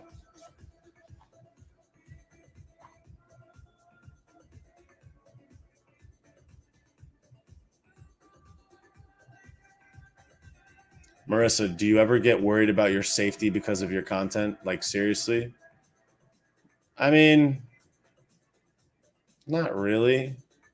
I'm not really worried about my safety too much. I mean, I certainly hope that anybody wouldn't be so mad that they would want to cause a violence to me. So I'm not really that worried about it. So no, I haven't really been worried about my like safety. Although when I was going to DC on the 6th, I remember being like, well, at least like everybody there is going to be pro Donnie. So I was like, I don't know, like someone certainly could mess with me. But I mean, what am I going to do? It's like, that's what they want. They want you to live in fear, you know? So I'm like, I don't know. RV Beneb says, how tall are you? 6 foot. Kristen Kelly coaching.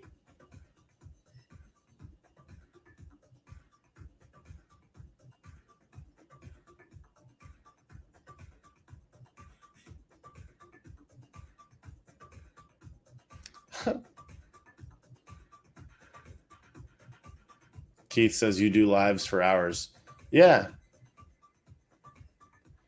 It's like the lives are cool. The lives are cool. It allows everybody to chat and jam. I'm like not doing that much anyways. I'm just chilling. So they're pretty cool. They're a pretty fun way to interact. And then like on top of it all, it's like this is like my job, you know? Like this is part of the game, so to speak. And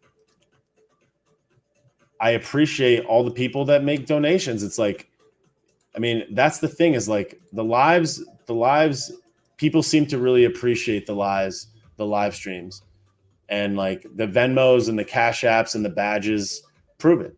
It's like a big thanks to Dina for the Venmo and to Marissa for the Venmo, Matthew for the Cash App. Appreciate that. An order came in on the store while I was on here from Justin, which I appreciate so much. And a bunch of people that bought badges here. And then two people bought really generous super chats on YouTube, which is awesome.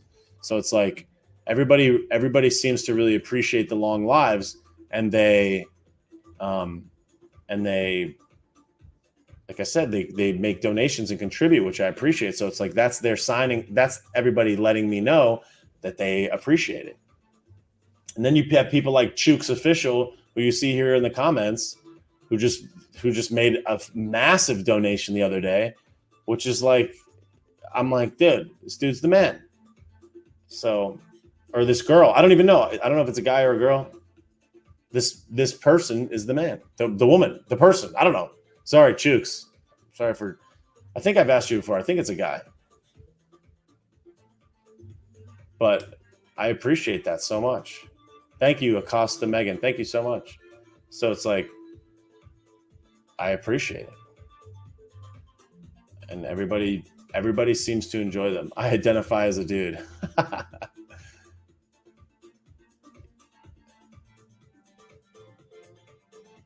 I think Chooks and Anna Maria are probably the two, like my two, like most avid supporters, which is just, I appreciate it so much. I hope you guys know. I hope you know how much I appreciate it. And even that, and it's not even just them, it's everybody. It's like everybody that's got every single person on Instagram that you see with these hearts on their name. Like those are people that are contributing to the channel. I mean, I appreciate you guys so much. I appreciate everybody. I mean, not everybody can buy a badge. I get it. You know, it's you should feel no obligation to do so, but I just appreciate it so much. And I appreciate that you guys do that and send the Venmos. I mean, it's amazing. I've heard some people say in the past, they're like, oh, why are you asking for donations? I'm like, I'm not asking for donations. I put the thing there because people asked me. They're like, yo, what's your Cash App? What's your Venmo? I'm like, I don't know. So people ask me for it, so I give it to them. It's like, I'm not asking for anything. Did you see me on here go, hey, will you guys give me a donation? No, I never said that one time ever. People donate because they feel like they're getting real value from this. And that's what I'm doing. So that allows me to do it. It's like, what do you mean? Yes, that's true. M. Rogers, you do avidly support me. Correct. Bean badge. No, everybody. See, that's the thing. Is like I don't want to disrespect any person that contributes or even just interacts. Like everybody is a supporter simply by even being here, by sharing the content, by interacting, by commenting. It's like everybody. I appreciate everybody so much. Monkey Bars 87 says, what percentage of the badge goes directly to you? Unfortunately, the badges pay the least. The most fees come from the badges. It's about 66%.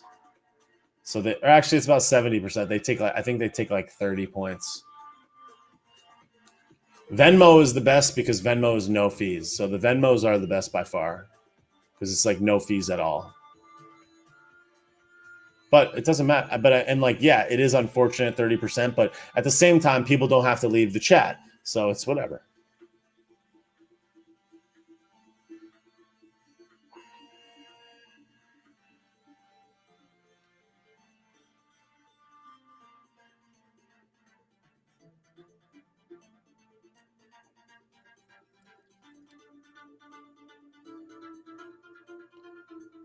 Thank you, Marissa. I appreciate that. Thank you so much. Yes, Nikki. Thank you so much. Ali7311. Yes, agreed. Jess and Pix. Thank you so much. Yes, agreed. Boo Kitty Butterball. Thank you so much. I agree, Jennifer.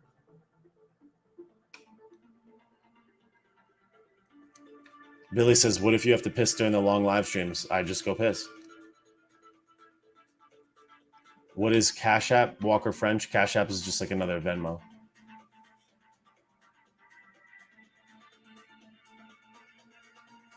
El Cato is 96. When can we get a live with your parents? What? I don't know. I don't know.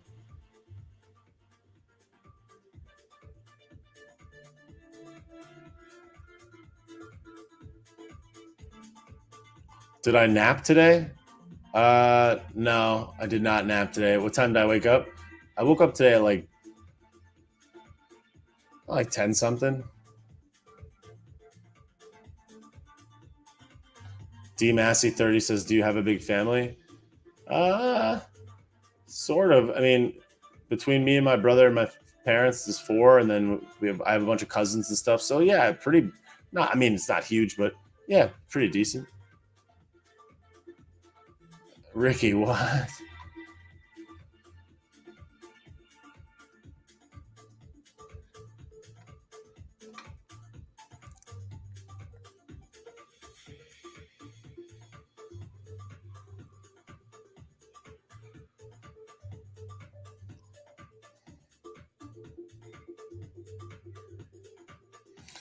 Benjamin on YouTube says, what was the craziest thing you saw on the 6th?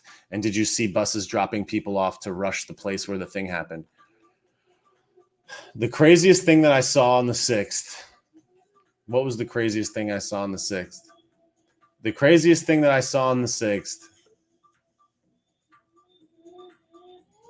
It wasn't really even a thing that I saw. Gabagool. It wasn't really a thing that I saw as much as it was.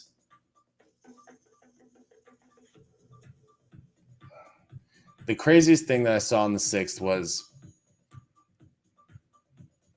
people.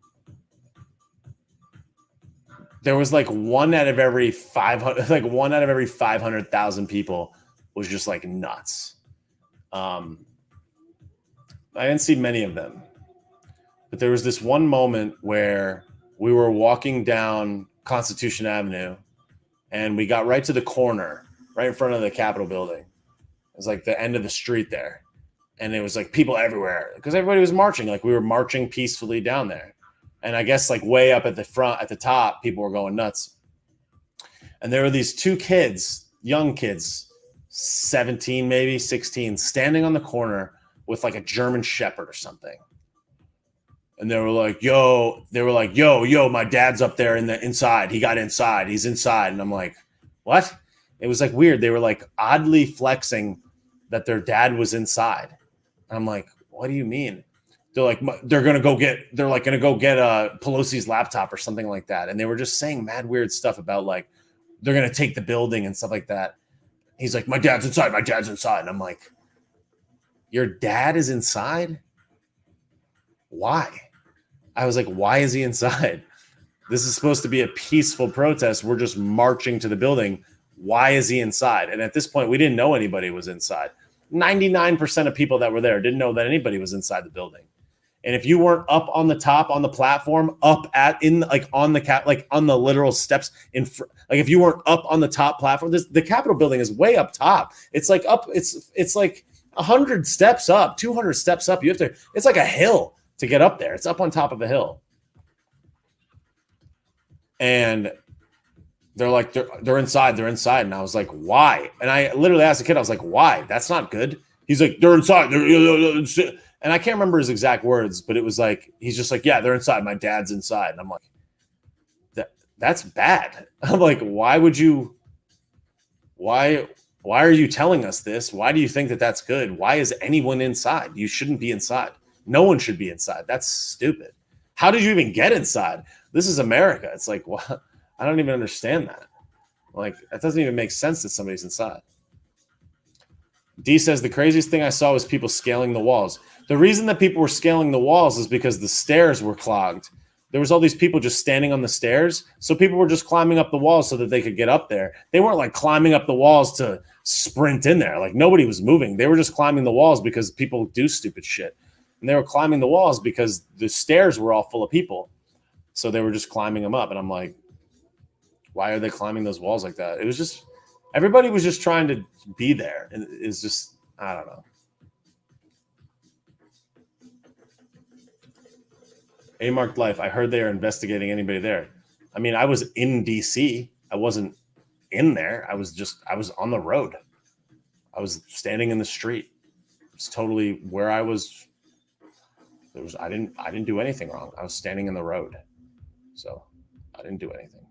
There's nothing to question. Yeah, there were millions of people there. Jennifer says, I don't buy shit online, but I just did for you. What did you buy? Thank you. What did you buy? Something in the store?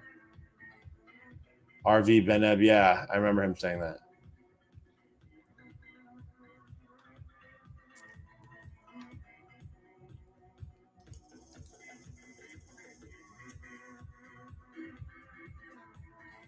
Billy was inside. Yo, Billy.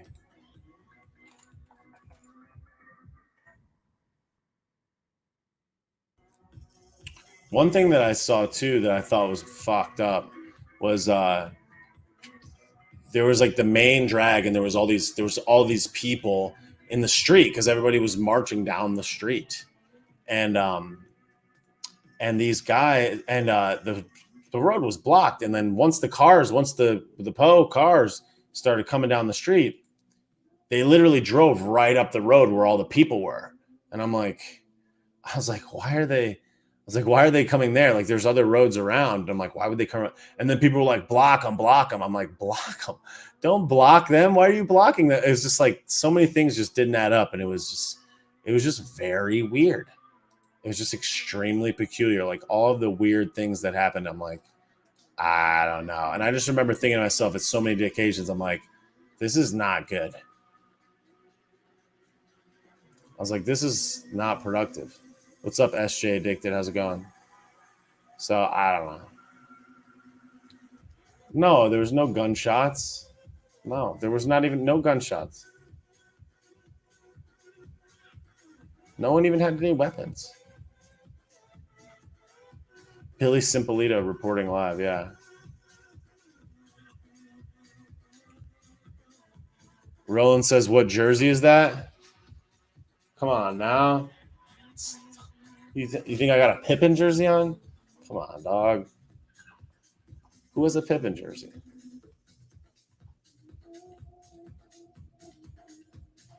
People were trying to block them with their body. There was like thousands and thousands of people. They're like, get in front of them. And I was like, don't do that. Why would you do that? I did a live stream when I got back from that, and there was like almost 2,000 people on the live stream. I was like, whoa.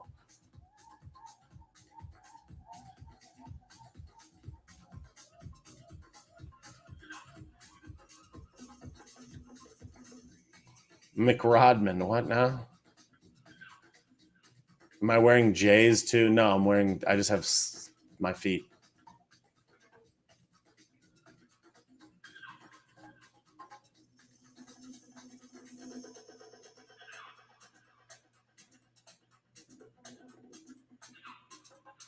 YM Freds, the amount of time you said your dad's inside is oddly disturbing. All right, then. In your opinion, how far do you think the liberals are going to take the gun control push? As far as they can. They're going to take it so far, as far as they can. That's what they love. They want everybody to have no guns. It would be so bad for... It's like... illegal people get illegal guns all the time. Like no illegal, nobody's gonna not have an illegal gun because of this. So I'm troubled by that because I think that they're full of it. It's just gonna make it worse for everybody else, sadly. And it's gonna make people less safe. Especially in underserved community. Like people don't understand. It's like if a person comes to your house to rob you with an illegal firearm and you don't have the ability to protect yourself, what are you going to do for 15 minutes until the police come? It's like, what are you supposed to do? You're supposed to just what? Wait?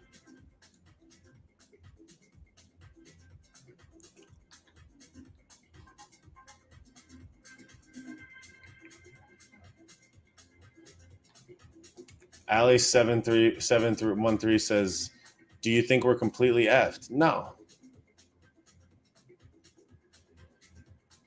No. I don't. I think that we can't think like that. We can't be like, we're toast, like we're all like we have to always believe that there's a way out of every problem.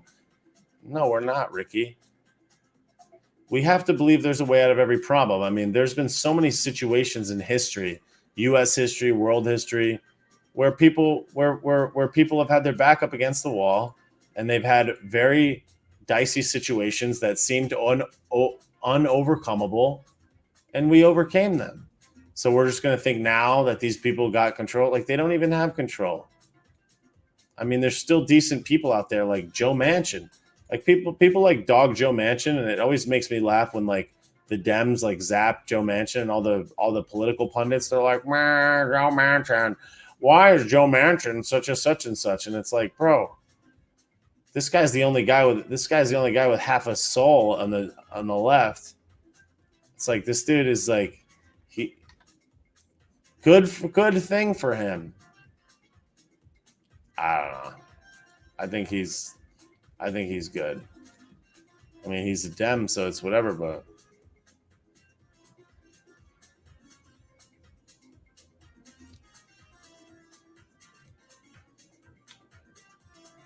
Christina says, not to be weird, but whose autographs are on the picture behind you?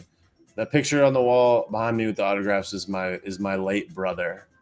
And those were some words from a memorial for him where they made this photo to give to my family and I. So I just keep it there because he's always watching my back. Yeah, we will never stop. I mean, that's the thing. It's like we can't think that we're toast. We have to believe that we're going to figure out a way out of this. And so we can't just be like, nope, we're screwed. Let's give up. It's like, Yeah, I see the floating hearts. Yes.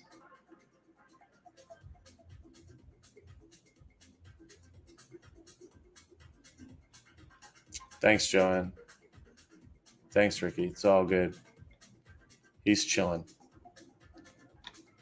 He's probably here with us. Chilling. I'm pushing hearts like crazy. Nice.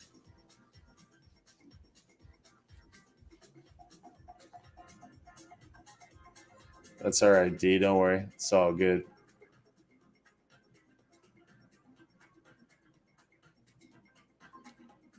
I agree, Acosta Megan. For sure, Jen. Yeah.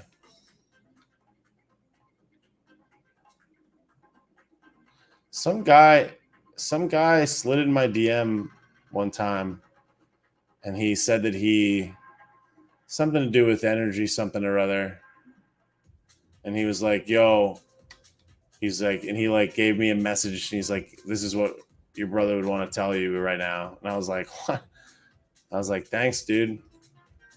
And he's like, yeah, man, that's the message. And I was like, hell yeah. And it was something good. And I was like, that's what's up, bro. Thank you. Kind of interesting. I was like, word up. That was you, RV Bened. That was you. Hell yeah, man. Yeah, I can't remember what the message was, but I remember it was good. And I was like, that's what's up. Thanks. It's good. Whether or not, what that was, how you got that, or even if you were just saying it, that's cool. So thanks, man. Or girl, I don't know. I don't even know. I can't see the icon, but thank you. It looks like a guy. They.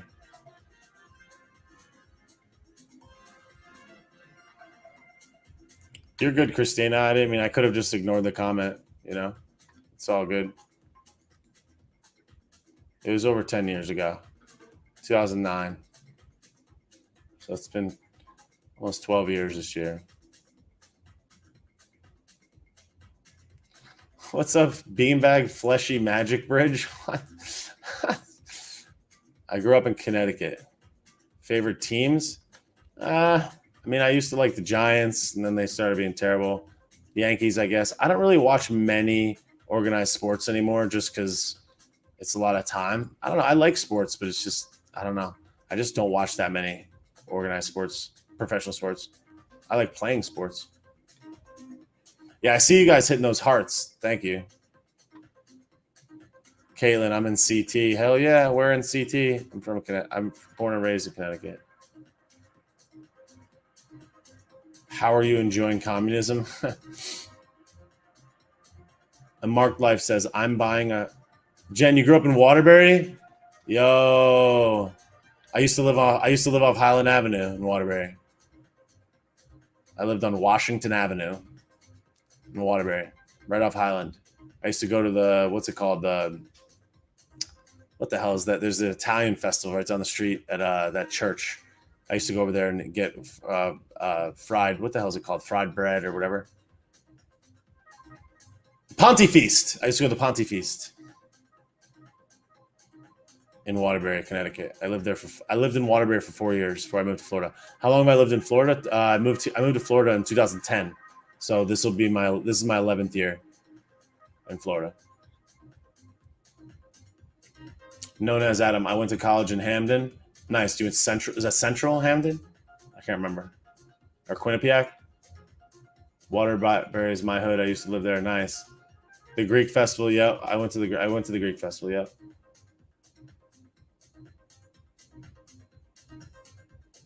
Oh, RV Bennett.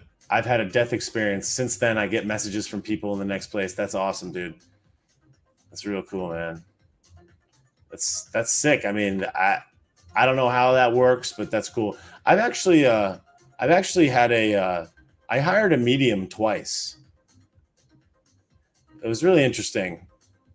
And you know what's so crazy about a medium is that a medium, I've heard another I've heard other things that the medium said to me.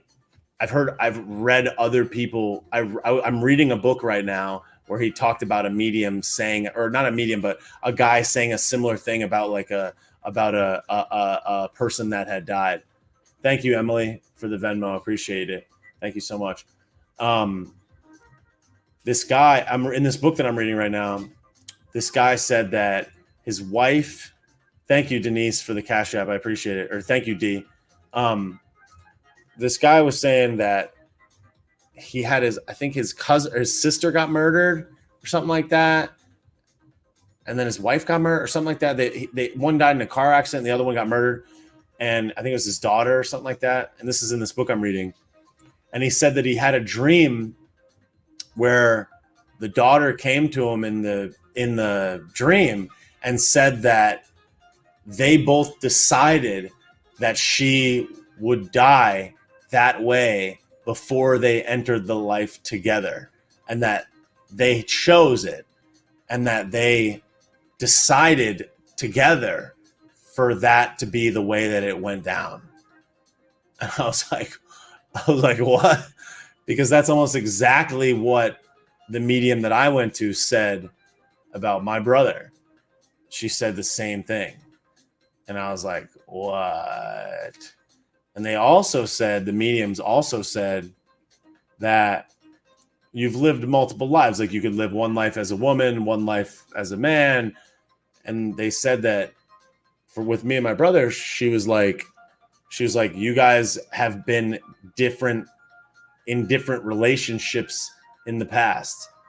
Like it could have been like a father-son. It could have been like a mother-son. It could have been a cousin. It could have been a friend. And then in this particular iteration, we chose to be brothers. Which is, I was like, what? This shit was crazy, man. It's crazy. And that's not the first time I've heard stuff like that. So I was like, that is crazy, dude. I don't know. I just thought it was really interesting. I thought that was real crazy.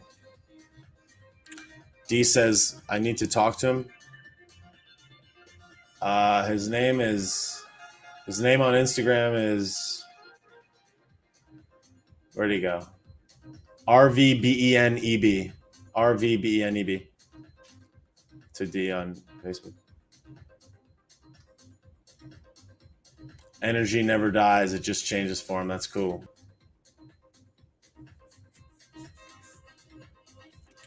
D Massey says he must have been young. Yeah, he was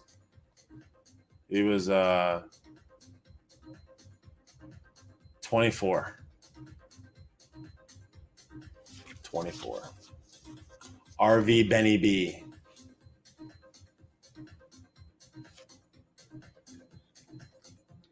Yeah, it is crazy shit.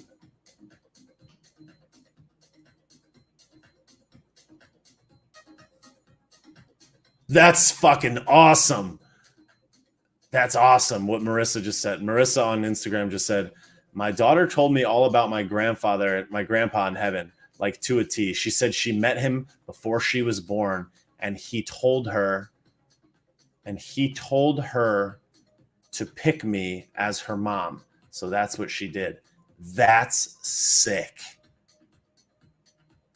She never met my grandpa. He died when I was 5. That's sick, Marissa. That's awesome. What a cool story. That's lit. Yo, for anybody that's on this is an interesting track that we're on right now. For anybody that has not heard of it, there's this really awesome book called Many Lives, Many Masters. I would highly encourage anybody that's interested in this topic to read Many Lives, Many Masters. That book's wild, dude.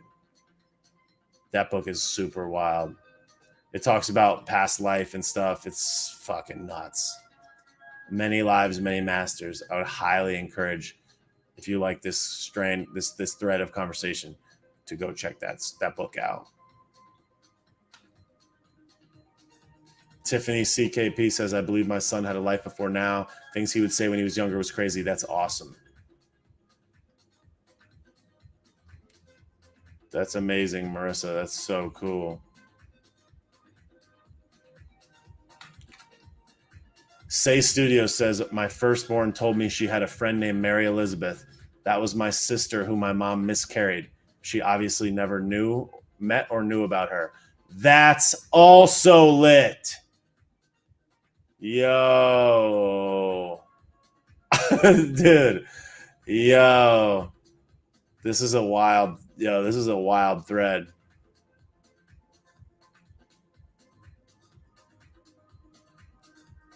The book is called Many Lives, Many Masters.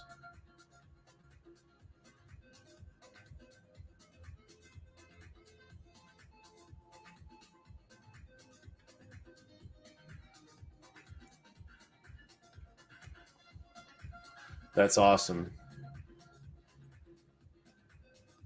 Wow, Say Studios is dropping some crazy bombs on Instagram. That's awesome. Yes, it's called Many Lives, Many Masters. Yes.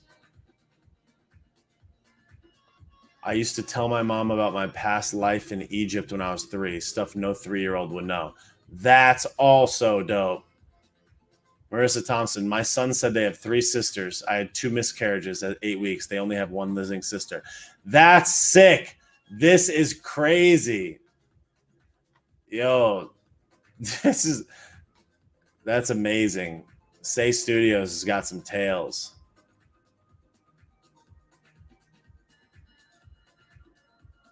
Pearson 7, my son, when he was 3, saw an old military plane and said, didn't grandpa fly those planes?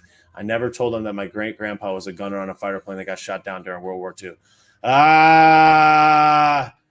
Yo, this chat's getting extremely lit right now. Yo, dude. I wish I could look into my camera to see the comments, but my Instagram does weird things with the comment thread, so I have to look over here. This is intense. That's wild. Now, Many Lives, Many Masters is really cool. I would highly suggest anybody check that book out. It's super dope.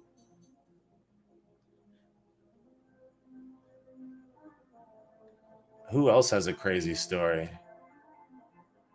Yeah, Many Lives, Many Masters is awesome, though. If anybody likes this, you got to read that book. Yeah, the comment thread is popping off.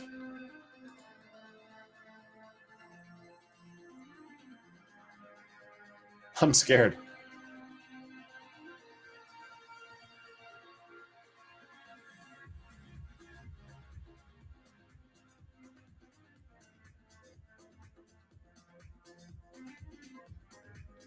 Christina, it's all good. Don't worry. On Facebook, you're good. It's all good. Sableheim says, after my dad passed away 20 years ago, my nephew was 2 and was talking to somebody, and we were like, who are you talking to? He said, Grandpa. He was so young, he never met him. Whoa. Marie Shea, 94. My mom came to me in a dream and said I would have another daughter. 9 months later, my daughter was born 2 hours before my mom's birthday. Yo. Holy criminy. Say Studios. When my dad passed, I heard him speak in my head before we could make it to the hospital. I had a whole conversation with him about how he had to go. And then my mom called 1 minute later. Yo, what the fuck, dude?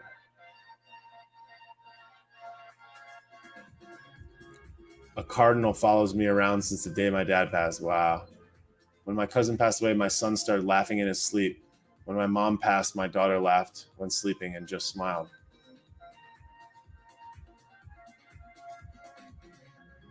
Wow.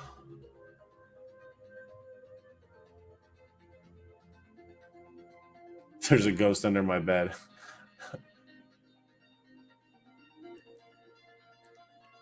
You know those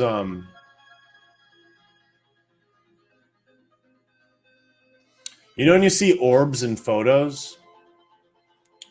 You know what? Yo, I got a crazy story now. You guys want a story? I have actually 2 stories. You know when you see orbs in photos and people say like orbs in photos are spirits and things like that? I went to this music festival. Geez, I want to say it was want to say it was like 3 years ago. It's probably 3 years ago. And I was at this music festival and I was watching this really awesome show, music artists up in North Florida with a bunch of friends. And it was like peak life. It was like I was there with 30 buddies and we were all having a great time. And I was like having the time of my life. And it was like the 8th anniversary, I think, of my brother's death. And my brother died at he died at like 1 something in the morning. I don't know the exact time, or like 2:10 in the morning, something like that, something like really early in the morning. And I was out on the 8th anniversary or whatever of his death. It was on the same night. It was November 2nd. And I'm sitting on this blanket with a couple pals, and like the show was real good. And I don't know, I just had like one of those kind of like feelings of just goodness. Like I just remember just looking around and being like, this is sick. Like this is real dope. And somebody took a picture of us, and I didn't see the picture until a couple days later. And the picture was like right about the exact same time, like the anniversary of the actual minute. Like it was like pretty close. I don't know the exact minute, but it was very close. Like right after I had that feeling, the photo was taken, and there are these orbs just like right next to my face in this photo. And I was like, that's crazy. Cause I was like just feeling him at that moment. Cause it was like, I knew what night it was, you know, it's like, I knew it was that night. And I was glad that I was going to be there with my friends at this like otherwise unfortunate moment. But it just so happened to be like the exact minute, you know, or like the exact time of night. And I was like, what the fuck? And now I have a second story. This one's even more interesting. I think that this one will be especially interesting to anybody that finds all this stuff to be fun and how we're even here in this conversation right now. So when my brother and I were I was like 19 or 18 and he was 20, we lived together in Connecticut. We had a house together.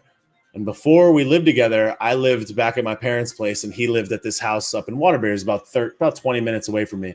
And me and him used to chill all the time. We would meet up and we would smoke and chill and like blaze and hang out, smoke blunts and stuff, and chat, talk about grand plans, how we were going to take over the world and stuff. And I would always go chill with him after I had football practice and I was like doing all the stuff that I do, like people in high school do. And I would drive up to Waterbury and smoke an L with him. And we would always talk about how we were going to take over the internet world and take over the business world and do all this crazy stuff. And we were trying to come up with a project, a way to name what we were going to do. Like we were going to name what we were going to do for this big internet project. And our plan was we were going to start a bunch of internet companies and run a series of hundreds of different internet companies all at the same time and just basically get wealthy from this series of internet companies. Something that I'm like doing to some iteration to this day, but that's neither here nor there. So we talked about it and we were trying to figure out what to call it. And we were like, we're business people that smoke weed. We don't smoke at 420. He's like, business people smoke at 820. He's like 820, which is about the same time that we would always meet up, is like when people that work, people that hustle, when hustlers blaze. At 4:20 p.m., a hustler is working. You're working. I was at football practice. He'd be at work, or I'd be at school, or whatever it was. And it was like we can't blaze at 4:20. 4:20, that's like a stoner that's sitting at home not doing anything. A real hustler smokes at 8:20. So we came up with this thing and we called it Project 820. And we were like, that's what it is, 820. That's our number, 820. So we were always just like, so we started talking about how cool 820 was as like a time of the night. Like 8:20 p.m. is such a cool time. It's chill. It's not late. It's not early. It's like when the light meets the dark, when you transition from the day to the night. It's just like a real ill time of the day, 8:20 p.m. Conversely, August 20th is one of the coolest days of the year in Connecticut. August is one of the most beautiful months in Connecticut. It's warm. It's fall. It's like this cool time of year, this transitional time of year. Now, here's when the story gets interesting. My first video that went viral at about 8:20 p.m. on August 20th, 2020.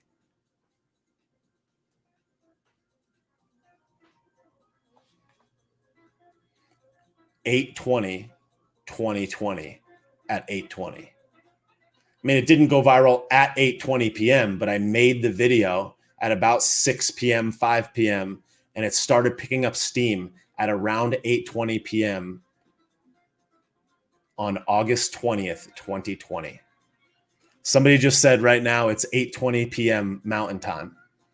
It's 10:20 p.m. right now in Florida. It's 8:20 p.m. Mountain Time. How about that? August 20th, 2020. Tickle Me Elmo. Isn't that interesting? I was like, wow, dude. So, and then, interestingly enough, so on when I went up to DC on January 6th, I was feeling kind of nervous. I'll be honest with you. I was like kind of nervous. I was like, there's going to be antiqueefs up there. There's going to be violence. Like my parents called me before I went and they're like, yo, don't die. They're like, are you sure you need to do this? And I'm like, no, I need to go. I was like, I've been paying attention to this. This is a historic moment. Like I need to go. I just could feel it in my heart. I was like, I just need to go to DC. I just need to. So I was like, I need to see this in real time. This is going to be a real event that's happening, and I need to witness it with my own two eyes. I can't just watch it on TV and be an observer. I was like, I need to go and see, what is it like? This is America. This is a significant moment in time. I need to be there. So I went. And on the way up to DC, I was kind of nervous. I'm like, oh my God, like people, what if somebody blows up what if somebody blows something up? What if somebody does some crazy shit, shoots people? I mean, any variety of things could have happened. And on the way up to DC, it seemed like every time I was getting nervous as we got closer and closer to DC, the tank of gas, $68.20. I went inside. I bought like a beef jerky and like a coffee and like a kombucha. $8.20. I looked at the clock, 8:20 p.m. Like it just kept hitting me. It was like 8:20, 8:20, 8:20. It was like every single place we went, it was like I would look at like a license plate and it'd be like 8:20 on the license plate, 8:20 on the receipt of the item that I got. There was something in my room. When I got to DC that had an 8:20 on it. And I'm like, what the hell? And it made me feel a lot better, honestly. As I was going up to DC, is like as we got closer, I kept seeing more and more 8:20s, and it was just reminding me that like I'll be all right. It was crazy. It was just one of those things. I'm like, the more I kept seeing the 8:20s, I was like, all right. Like we got back up, you know. It was crazy. It was a real interesting time. I don't think my room was 8:20 now.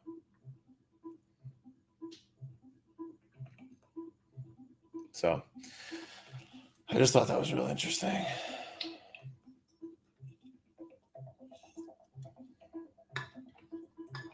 But yeah, August 20th, 2020. I mean, how do you explain that? I've been making videos forever.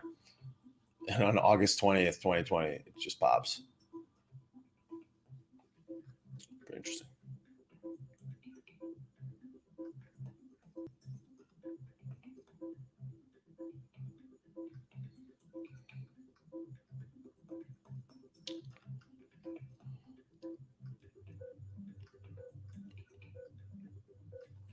I'm just reading back all the comments right now on I'm just scrolling up and reading all your comments.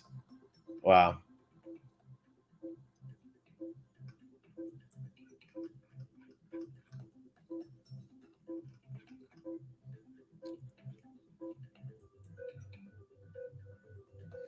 What's my sign?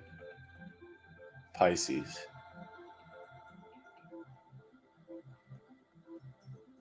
Yeah, 8:20 is like it's always just a moment of great reflection for me, August 20th. And it'll be like the 1 year anniversary of Bobby Sauce. It's kind of interesting.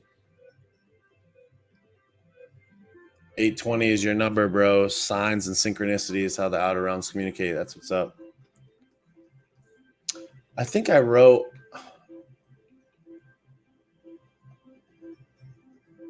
What's my birthday? March 3rd. We the Fish Crew. Yeah, true that. I agree, D, for sure.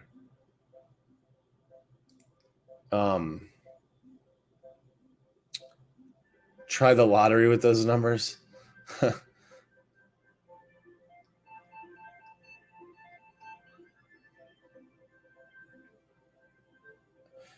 Yo, my brother wrote something in 2009 called the 820 Declaration, which is kind of interesting. Some people hear it or read it and they're like, what does that even mean? But he wrote this thing called the 820 Declaration in 2009. I could read it. It's 3 paragraphs.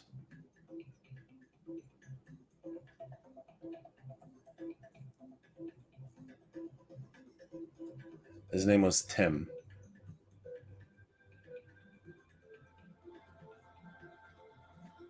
Thank you, Dual Citizen, for the super chat on YouTube. Appreciate it. Thank you. Thank you. I hope you get rich on crypto too.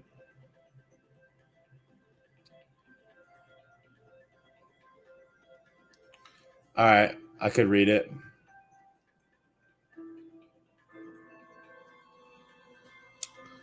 All right. Hold on. Let me get some more water.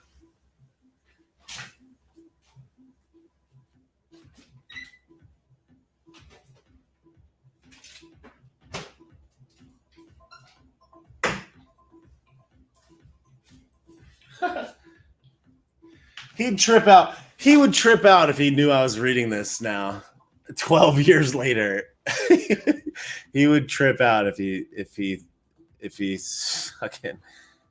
heard me reading this right now. All right. I'll read it. All right. It's called yeah, I don't want to get emotional on here. I gotta keep it together. All right, I'll read it. It's called the 820 Declaration. Kind of interesting. I don't know if I can read this. Okay, just give me a second, real quick.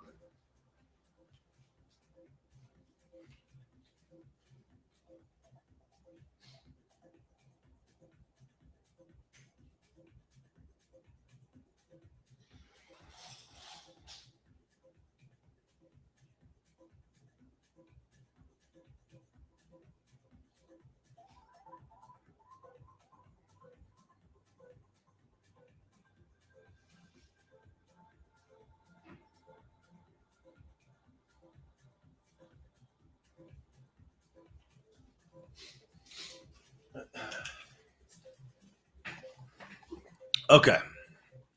All right. I will read it. Okay. No, it's not personal. Heather said you don't have to. No, it's not. It's not personal. It's cool. I think he would think it's badass that I'm reading it. So I'm just going to read it. All right. So he said, it's called the 820 Declaration. The fate of the people does not shield itself in the illusion of prestige and status, or under the false pretenses of democracy and freedom, or even in the deep-seated emotions of love and affection we hold so dearly. The ultimate salvation of society lies in the actions and ideas of its people uniting as one.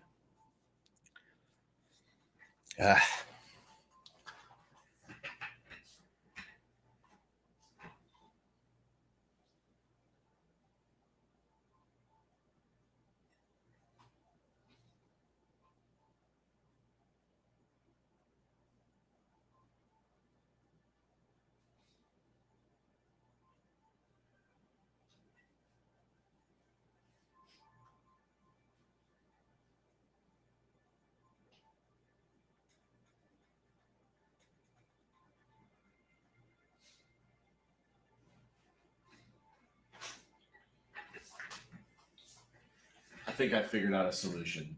This is what I'm going to do. I'm going to move my camera away. Now I'll be able to read it. All right.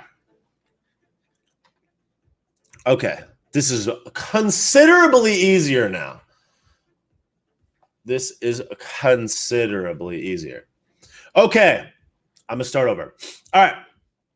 The fate of the people does not shield itself in the illusion of prestige and status, or under the false pretenses of democracy and freedom, or even in the deep-seated emotions of love and affection we hold so dearly.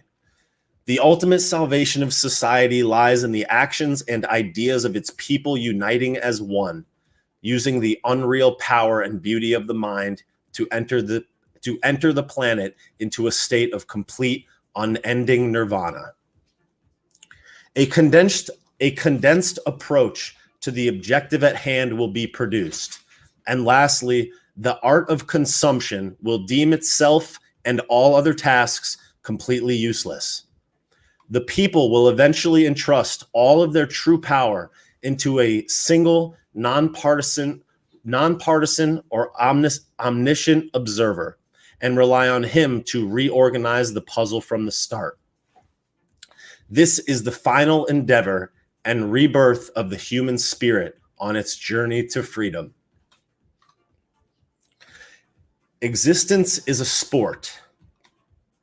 Will a trophy for all your memories complete you?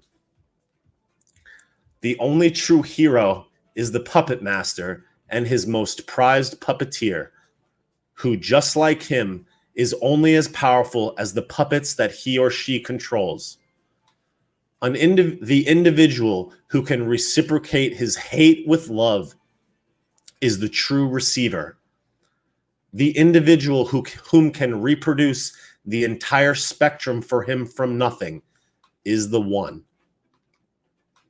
Pro-government, pro-peace, pro-knowledge, high on life, LIFE, an acronym for love intensifies feudal emotions and positive energy activates a constant elevation.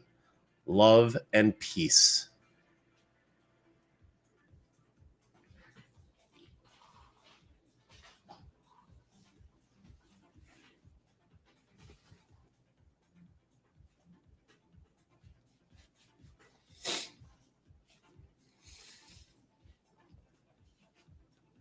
That's just crazy. That's a crazy thing for a person to write. It's like that's super boss. So I thought that was quite interesting. All right. Okay.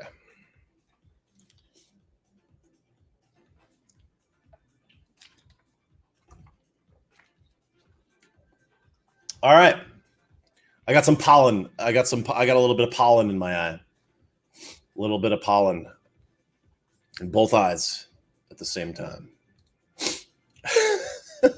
He actually wrote 3 things. I have other documents from him as well. Interestingly enough, he wrote 2 other ones. You would think he wrote that today. Very wise words. Yeah, for sure. No, absolutely.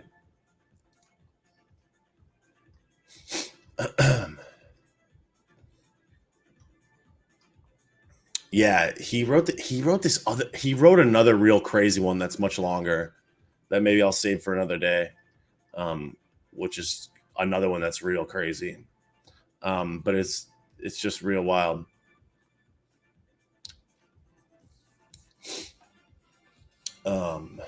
Yeah. Fucking crazy.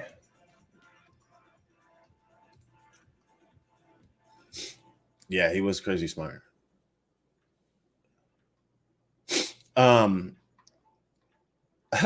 There's a couple quotes. There's a couple quotes that are pretty interesting from the other one that he wrote.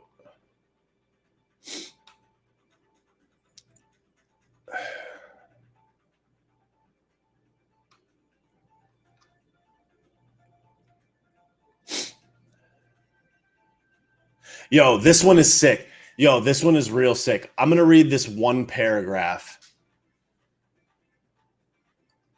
I'm going to read this one paragraph of this other one, which is real wild.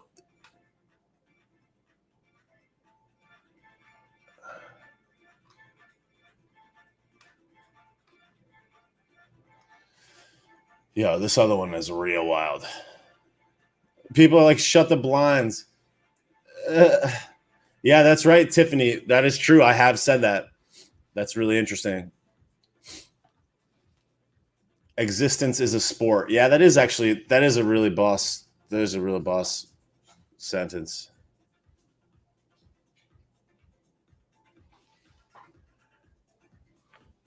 All right. There's this one. Turn off the lights. So there's this other one that I'm going to try to see if it makes sense.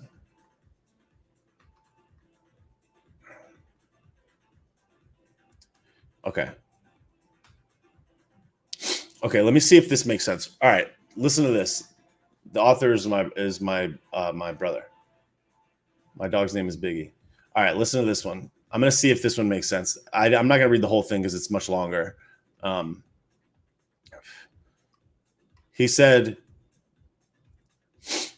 "It is now weak to say that we are bound in fate and our future is predetermined. It is now ignorant to say God created man. It is now wrong to say that government can choreograph the individual's personal development. These ideas are no longer logical, but neither is the image that Big Brother or society paints for us. Contrary to popular belief, you are not the country you live in or the color of your skin. You are not the house you live in or what you give up for Lent. You are not your education or the family you return home to. You are not the food you eat or the drugs you consume. You are not the clothes you wear or the cars you drive. You are not your Tiffany bracelet or Swiss bank account.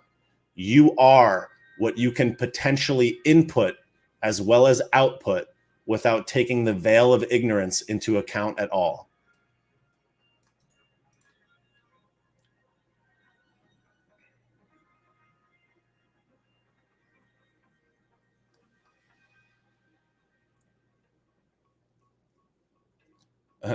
It's like, you are what you can potentially input as well as output without taking the veil of ignorance into account at all. Yo, this dude was on one.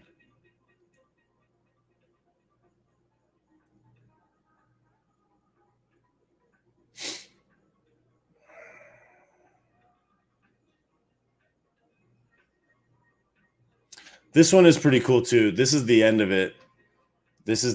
Which is fucking, I probably should have just read the whole thing, but whatever. This is the last paragraph of it, which is kind of interesting. These are like super deep. Like you gotta really read into them because they're like, it's like so deep. It's like even hard for me to understand sometimes. The one certain diamond of truth is that every living organism will die. Your essence will either transcend time or be purged, much like your non-pertinent memories were. Understand that the final choice is now yours and yours alone. Your destination or finite reality depends solely on the countless choices and decisions you make from task to task, day to day, and the culmination of these tasks. Each will either digress or move you ahead in your mental and spiritual development. Creating any medium for a transfer to occur is beneficial and progress, whether personal or societal, and is positive no matter what. Regardless of the inherent outcome of any transaction, an outcome naturally must exist. Finding the medium which captures this begins the battle. Utilizing it to its full potential completes it. Absolute zero. A new tape begins.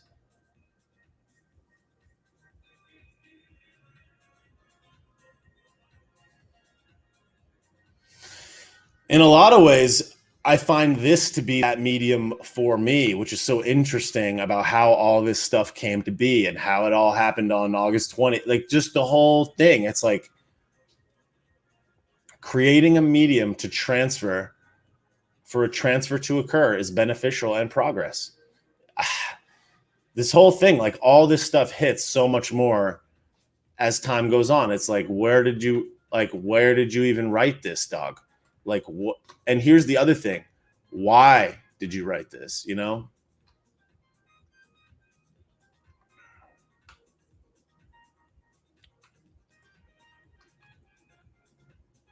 I should have just read the whole thing. This thing is fucking nuts.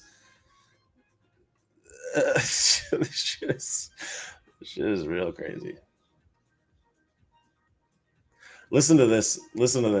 Yo, listen to this one. This shit is fucking nuts, dude. This dude was like next level star being. He said, present, future, and past individuals and societies are forever laden into two equal but separate masses or spectrum denominations. The left-wing consumers or bourgeoisie, I don't know how you pronounce that, and the right-wing production initiators or proletariat. The two classes will forever exchange power on one semi-egalitarian playing field dubbed reality. All the transactions on the plane occur in, on, or around what society has defined as time. A reaction so powerful will occur, is occurring, or has occurred that consumes everything under its own mass and continuous reincarnation. Post-occurrence to this chain of events, two separate factions will realize that the entire time they simply were striving for complete majority rule all along. Most expressions that have been produced up to now attempt to explain that such a point does exist and has all along. Art is the only tangible object or artifact that endures the hands of time without question, therefore deeming it eternally immortal. When the pinnacle or final frontier is reached, now, the moment of the present becomes the past or history. It is true history because it is a direct sequence of not only time, but also energy transaction. The sequence can then be slowed, fast forwarded, paused, or even manipulated.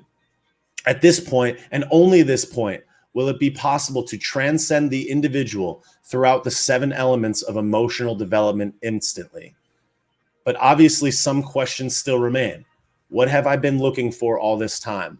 If I knew, would I be able to accept the role that I have freely played in this search? The best rebuttal thus far to the aforementioned is that a completely accurate answer does not yet exist. Simply good attempts have been made. And that was the preview to the past paragraph that I said.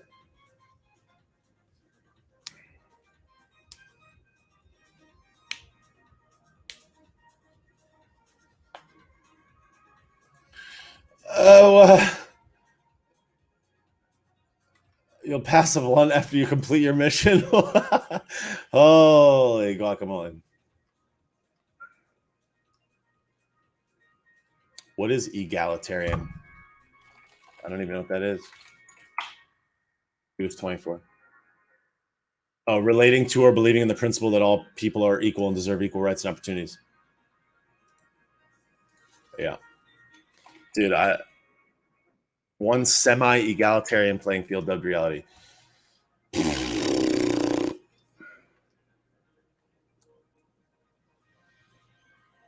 Thanks, y'all.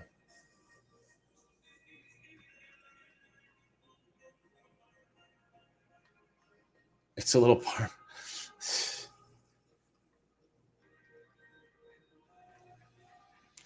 Crazy, man.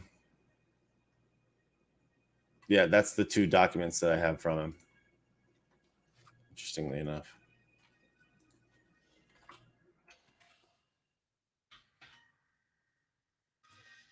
Melissa, yeah. Yes, it is.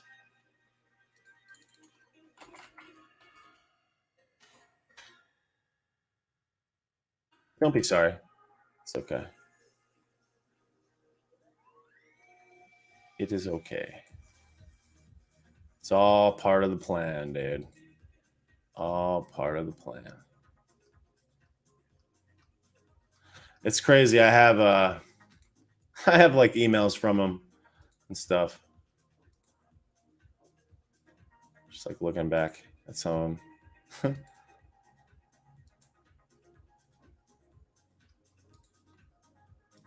It's really interesting.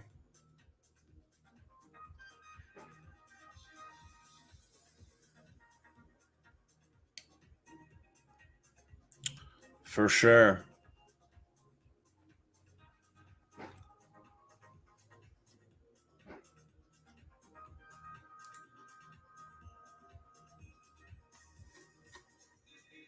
Yeah, I mean, I don't have emails like long drawn out ones, but I do have some.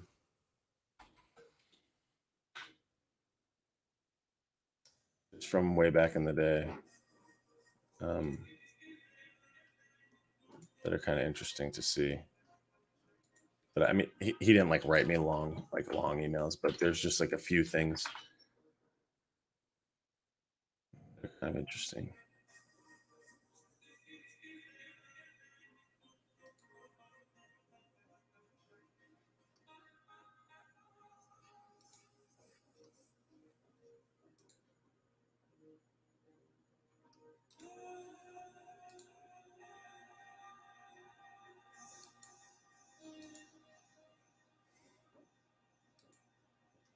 Thanks, MSVT. Appreciate it. I'm just like going through.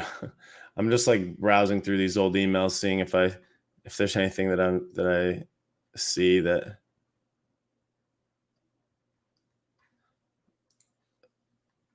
I haven't seen before. I mean, I know I've seen it all, but it's kind of interesting.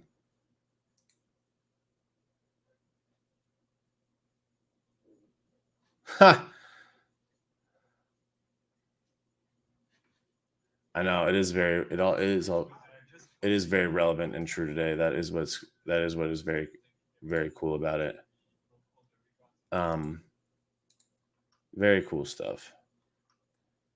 Where's this?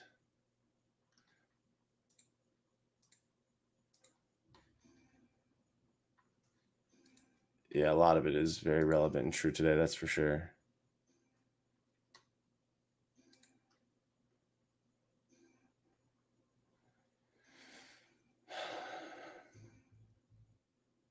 I do like the existence as a sport. That's pretty funny.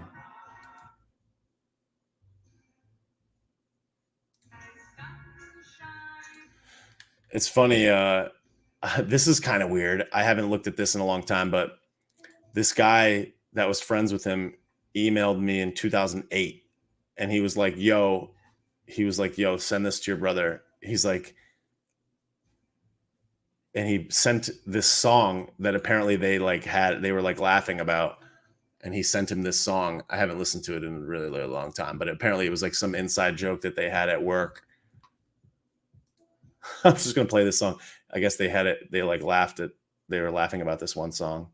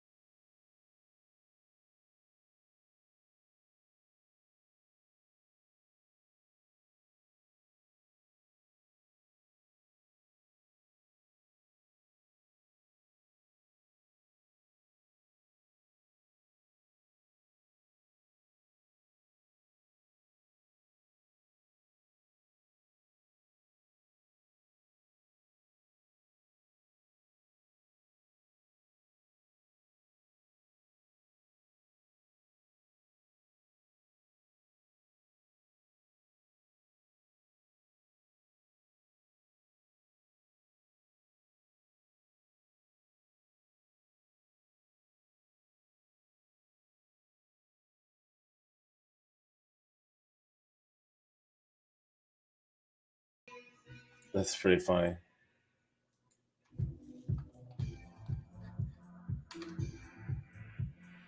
Yeah, quite interesting. It's interesting. He sent me a document. Looks like he sent me a PDF in 2000.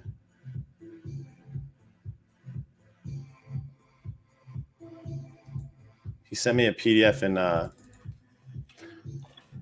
should probably look it over. He sent me a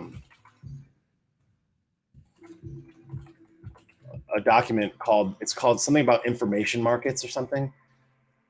Info markets.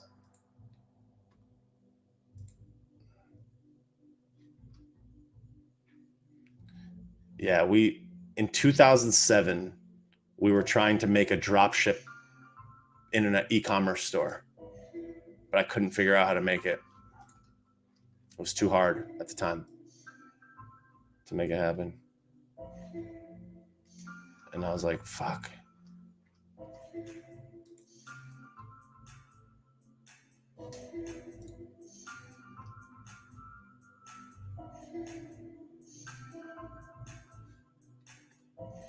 Thanks for all the nice comments and whatnot on Facebook and YouTube and everything. Thank you, guys. Appreciate it. Yeah, he sent me this PDF in 2006 called Information Markets, A New Way of Making Decisions. Looks like it's a 212-page book.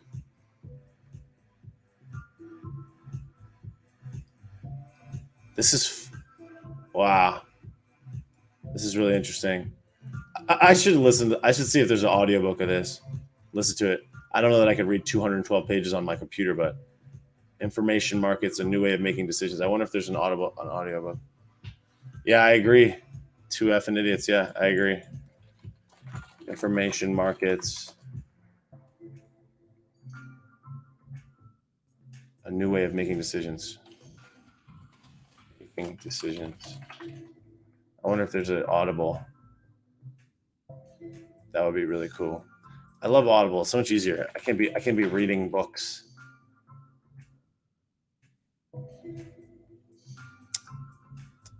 A guide to financial markets. It looks like there's not an Audible. Oh wait, no. Damn. Oh well. Interesting. That's awesome. Yo, thanks, Marissa, for the Venmo. I appreciate you. Thank you so much for that. Yep, I agree.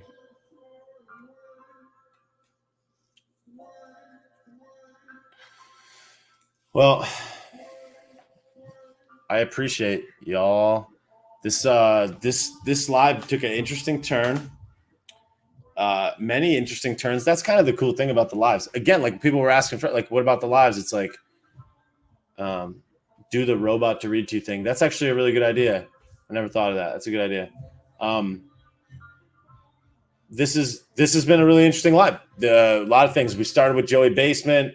We started with that garbage show, whatever that was. Now we're reading stories. I got pollen in my, we had a time here tonight. So thanks everyone for being here. Thanks, Frank. Frank says you're bringing people together, mate.